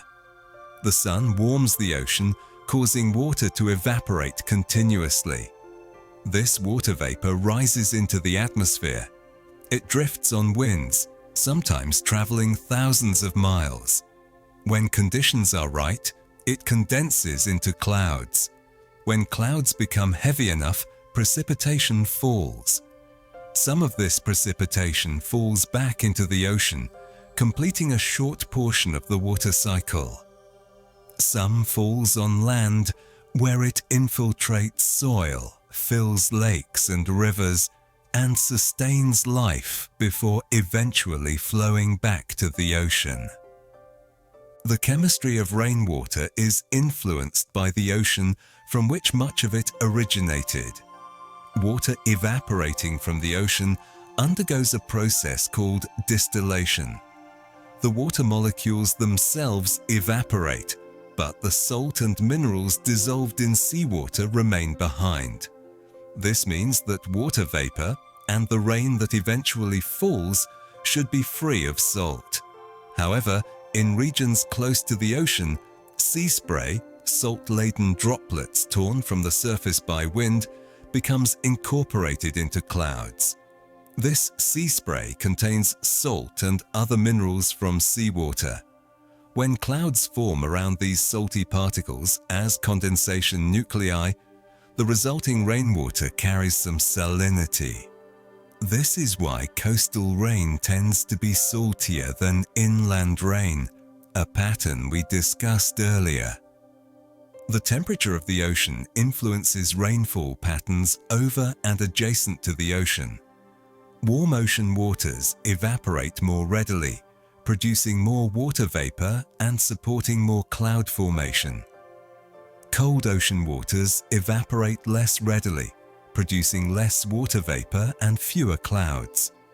The major ocean current systems, which transport warm water toward the poles and cold water toward the equator, thus influence global rainfall patterns. The Gulf Stream, a warm current flowing from the tropics toward the North Atlantic, allows the coastal regions of northern Europe to receive abundant rainfall and maintain a relatively mild climate despite their high latitude. The California Current, a cold current flowing along the west coast of North America, creates a rain shadow, making California's coast drier than it would be without this current. Ocean-atmosphere interactions create complex feedback loops that influence both oceanography and weather. The El Niño Southern Oscillation is a periodic shift in ocean temperatures and atmospheric pressure in the tropical Pacific. During El Niño events, warmer than normal ocean waters in the eastern tropical Pacific support increased evaporation and rainfall. This rainfall pattern is different from normal, causing droughts in some regions and floods in others. The predictability of El Niño allows forecasters to warn of coming rainfall changes, helping societies prepare for potential droughts or floods. Similar oscillations occur in other ocean basins, each influencing rainfall patterns in particular regions. Rainwater flowing into the ocean carries dissolved nutrients and sediment. Rivers, fed by rainwater, flow into oceans carrying nutrients like nitrogen and phosphorus. These nutrients support phytoplankton growth in coastal waters, which forms the base of marine food webs. Some coastal regions, where large rivers bring abundant nutrients, are among the most productive ecosystems on Earth. However, excess nutrient input from agricultural runoff can cause eutrophication and dead zones in coastal waters. The relationship between rainwater, nutrients, and ocean productivity is thus not simple. The amount and quality of rainwater reaching the ocean matters greatly. Sediment transported by rivers to the ocean is another important connection. Rainwater-fed rivers carry suspended sediment eroded from the land. This sediment is transported to the ocean, where it settles to the sea floor and eventually becomes compacted into sedimentary rocks. Over geological timescales, mountains are eroded away, and their sediment is transported to the ocean and converted into new rocks. The shape of continental shelves, the composition of sedimentary rocks, and the evolution of ocean basins are all influenced by rainwater-driven erosion and sediment transport.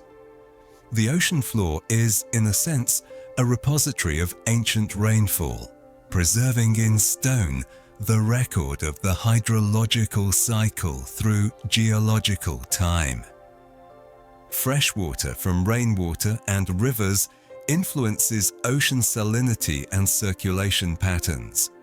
Where large rivers like the Amazon or the Mississippi enter the ocean, the freshwater discharge lowers salinity in a plume extending far from the river mouth.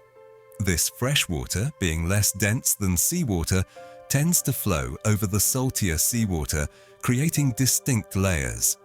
These freshwater plumes influence local ecology, affecting fish migration and nutrient availability. On a larger scale, the pattern of freshwater input from rivers and precipitation influences large-scale ocean circulation. The Atlantic meridional overturning circulation, which includes the Gulf Stream, is influenced by freshwater input from rivers and precipitation in the North Atlantic. Changes in freshwater input could potentially alter this circulation, with profound implications for climate. The ocean influences rainwater not just through providing water vapor, but through modifying atmospheric conditions. Large oceans create their own weather patterns. Land heats more quickly than ocean under the same solar radiation, so coastal regions experience sea breezes, winds that blow from the ocean toward the land during the day. These sea breezes can trigger thunderstorms over land as warm air is forced to rise. Tropical cyclones form over warm ocean waters and bring intense rainfall to coastal areas. The distribution of continents and oceans influences the general circulation of the atmosphere, which in turn influences where rain falls globally. Climate change is altering the ocean rainwater connection in profound ways. Warming ocean waters increase evaporation, making more water vapor available for precipitation. This should increase average global precipitation.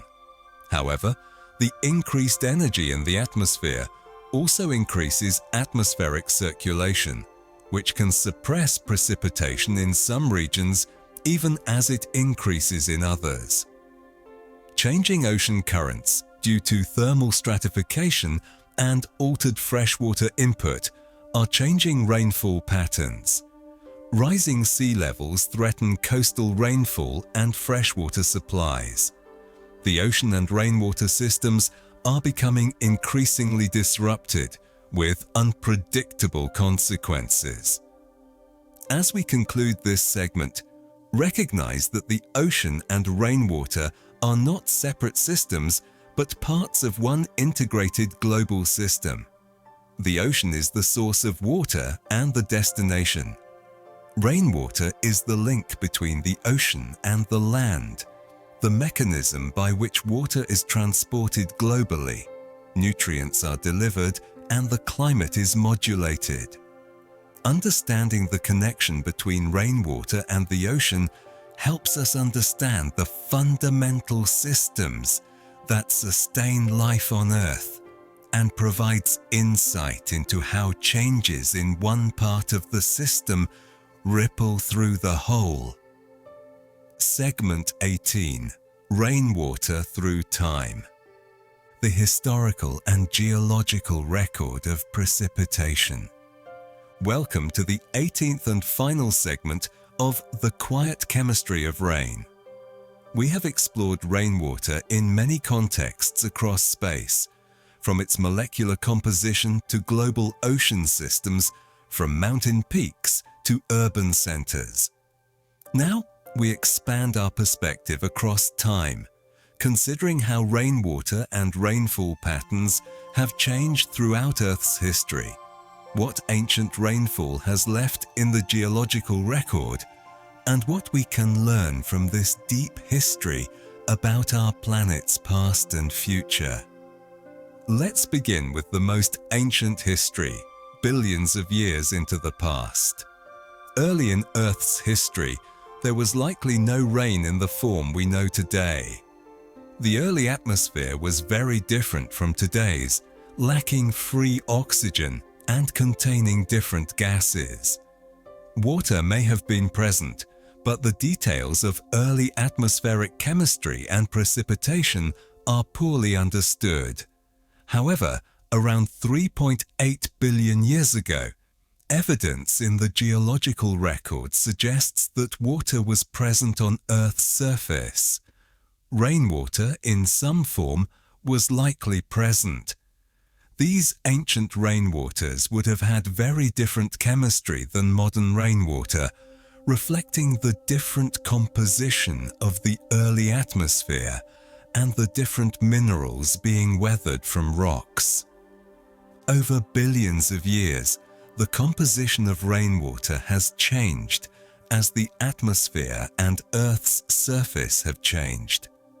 The buildup of oxygen in the atmosphere around 2.4 billion years ago, caused by photosynthetic bacteria, fundamentally changed rainwater chemistry. Oxygen participates in chemical weathering and influences atmospheric chemistry. The emergence of continents and the development of complex ecosystems further changed what rainwater was like. The composition of rainwater at any point in Earth's history reflects the state of the atmosphere and surface chemistry at that time. Geological records preserve evidence of ancient rainfall patterns. Rocks and sediments contain clues about past climate and rainfall.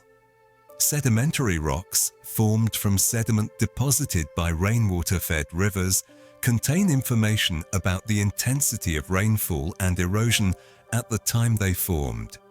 Some sediments are more finely sorted, suggesting slow, steady transport by rivers. Others are coarser and more chaotic, suggesting intense, flash flooding. By analyzing these sediments, geologists can infer rainfall patterns in the past. Some geological formations contain evidence of prolonged dry periods, suggesting past droughts. Others contain evidence of sustained heavy rainfall, suggesting past wet periods. Paleosols, ancient buried soils preserved in the geological record, provide information about past climate and rainfall. Soil formation is influenced by rainfall and temperature. In wet climates, soils develop distinctive characteristics, including weathering of minerals and accumulation of clay. In dry climates, soils develop different characteristics, with salt accumulation and less weathering. By studying the properties of paleosols, geologists can infer the climate and rainfall conditions under which they formed. A sequence of paleosols showing a trend from wetter to drier conditions indicates a change in climate over time. Ice cores preserve direct evidence of past precipitation and atmospheric composition. In polar regions, snow falls and accumulates, eventually compressing into ice. Each annual layer of snow and ice contains information about the conditions when the snow fell. Isotopic ratios of hydrogen and oxygen in the ice reflect the temperature at which the precipitation occurred. Tiny air bubbles trapped in the ice contain samples of the atmosphere at the time the ice formed. By analyzing ice cores, scientists can reconstruct past temperatures, precipitation patterns, and atmospheric composition going back hundreds of thousands of years. The longest ice cores, from Antarctica, contain records spanning over 800,000 years of Earth's climate history. Tree rings provide another archive of past rainfall. Trees grow more rapidly in years with favorable conditions, adequate rainfall and warm temperatures. They grow more slowly in years with drought or other stress. By counting and measuring tree rings, dendrochronologists can reconstruct rainfall patterns going back hundreds or even thousands of years. In arid regions, where tree ring variations are primarily driven by rainfall, tree rings provide a detailed record of past droughts and wet periods. A famous example is the 13th century mega-drought in the southwestern United States, revealed by tree ring records, which was likely more severe than any drought in the past 2,000 years. Lake sediments provide records of past rainfall and climate. Lakes accumulate sediment over time, with layers reflecting conditions when the sediment was deposited. In wet periods, lakes are fuller and sediment is finer. In dry periods, lakes shrink and sediment may be coarser or wind-blown. Certain organisms living in lakes, like diatoms, are sensitive to water chemistry and precipitation, so the fossil record of organisms in lake sediments reflects past conditions. By analyzing lake cores, scientists can reconstruct rainfall patterns, temperature, and other climate variables for periods ranging from thousands to hundreds of thousands of years into the past. The Holocene, the geological epoch that includes the last 11,700 years of Earth's history, contains evidence of significant rainfall variability. This is the period during which human civilization has developed. Various civilizations have experienced major droughts that affected their survival and societal organization. The collapse of the classic Maya civilization in the 9th century was likely contributed to by a major drought revealed by paleoclimate records. Similarly, droughts in the Middle East may have triggered ancient population movements and conflicts. By understanding these historical droughts revealed in paleoclimate records, we gain perspective on the rainfall variability that human societies have had to adapt to. The instrumental record, based on rainfall measurements from weather stations, is much more recent, spanning only about 150 years in most places. This short record is actually a challenge to understanding climate and rainfall, because natural variability on timescales of decades or longer is not fully captured. However, the instrumental record shows clearly that rainfall patterns have been changing, consistent with the changes expected from global warming. Many regions are experiencing increasing rainfall, while others are experiencing decreasing rainfall. The spatial pattern of rainfall change is becoming more extreme, with wet regions becoming wetter and dry regions becoming drier. The future of rainfall, based on climate models and paleoclimate understanding, is likely to involve greater variability and more extreme events. Climate models consistently project that extreme precipitation events will become more frequent and intense as the atmosphere warms. Droughts are also expected to become more intense in water-scarce regions. The combination of more intense rainfall when it does occur and longer dry periods between rainfall will make water management more challenging. However, these projections come with uncertainties. The exact details of how rainfall will change in particular regions are uncertain, creating challenges for planning and adaptation. What can we learn from the history of rainwater and rainfall? Perhaps the most important lesson is that rainwater patterns change. There is no fixed, eternal pattern of rainfall to which human societies are adapted. In the past, civilizations have adapted to changing rainfall by relocating, changing crops, developing water management systems, and other adaptations. Some civilizations have failed to adapt and collapsed. In the future, as rainfall patterns change due to climate change, human societies will again need to adapt. The success of our adaptation may determine our ability to sustain civilization in a changing climate. Another lesson is that natural systems are resilient, but not infinitely so. Ecosystems that experienced past droughts and wet periods adapted and persisted. However, the rate of change caused by humans is much faster than the natural rate of climate change in the past. Ecosystems may not have time to adapt. Species may go extinct. Ecosystems may shift to new configurations. The resilience of nature is a testament to its adaptability. But it is not a guarantee that current ecosystems will persist under the rapid changes we are causing. Finally, the deep history of rainwater reminds us of our place in Earth's vast timeline. Rainwater has been falling on Earth for billions of years. Humans have been present for only a tiny fraction of this time. In the scheme of Earth's history, we are newcomers. Yet in the brief time of human existence, we have already profoundly altered rainwater patterns, contaminated rainwater with pollutants, and disrupted the global water cycle. This realization brings both a sense of humility about our significance and an urgent awareness that we must take responsibility for our impacts. The rainwater that will fall in the future depends in large part on the actions we take today.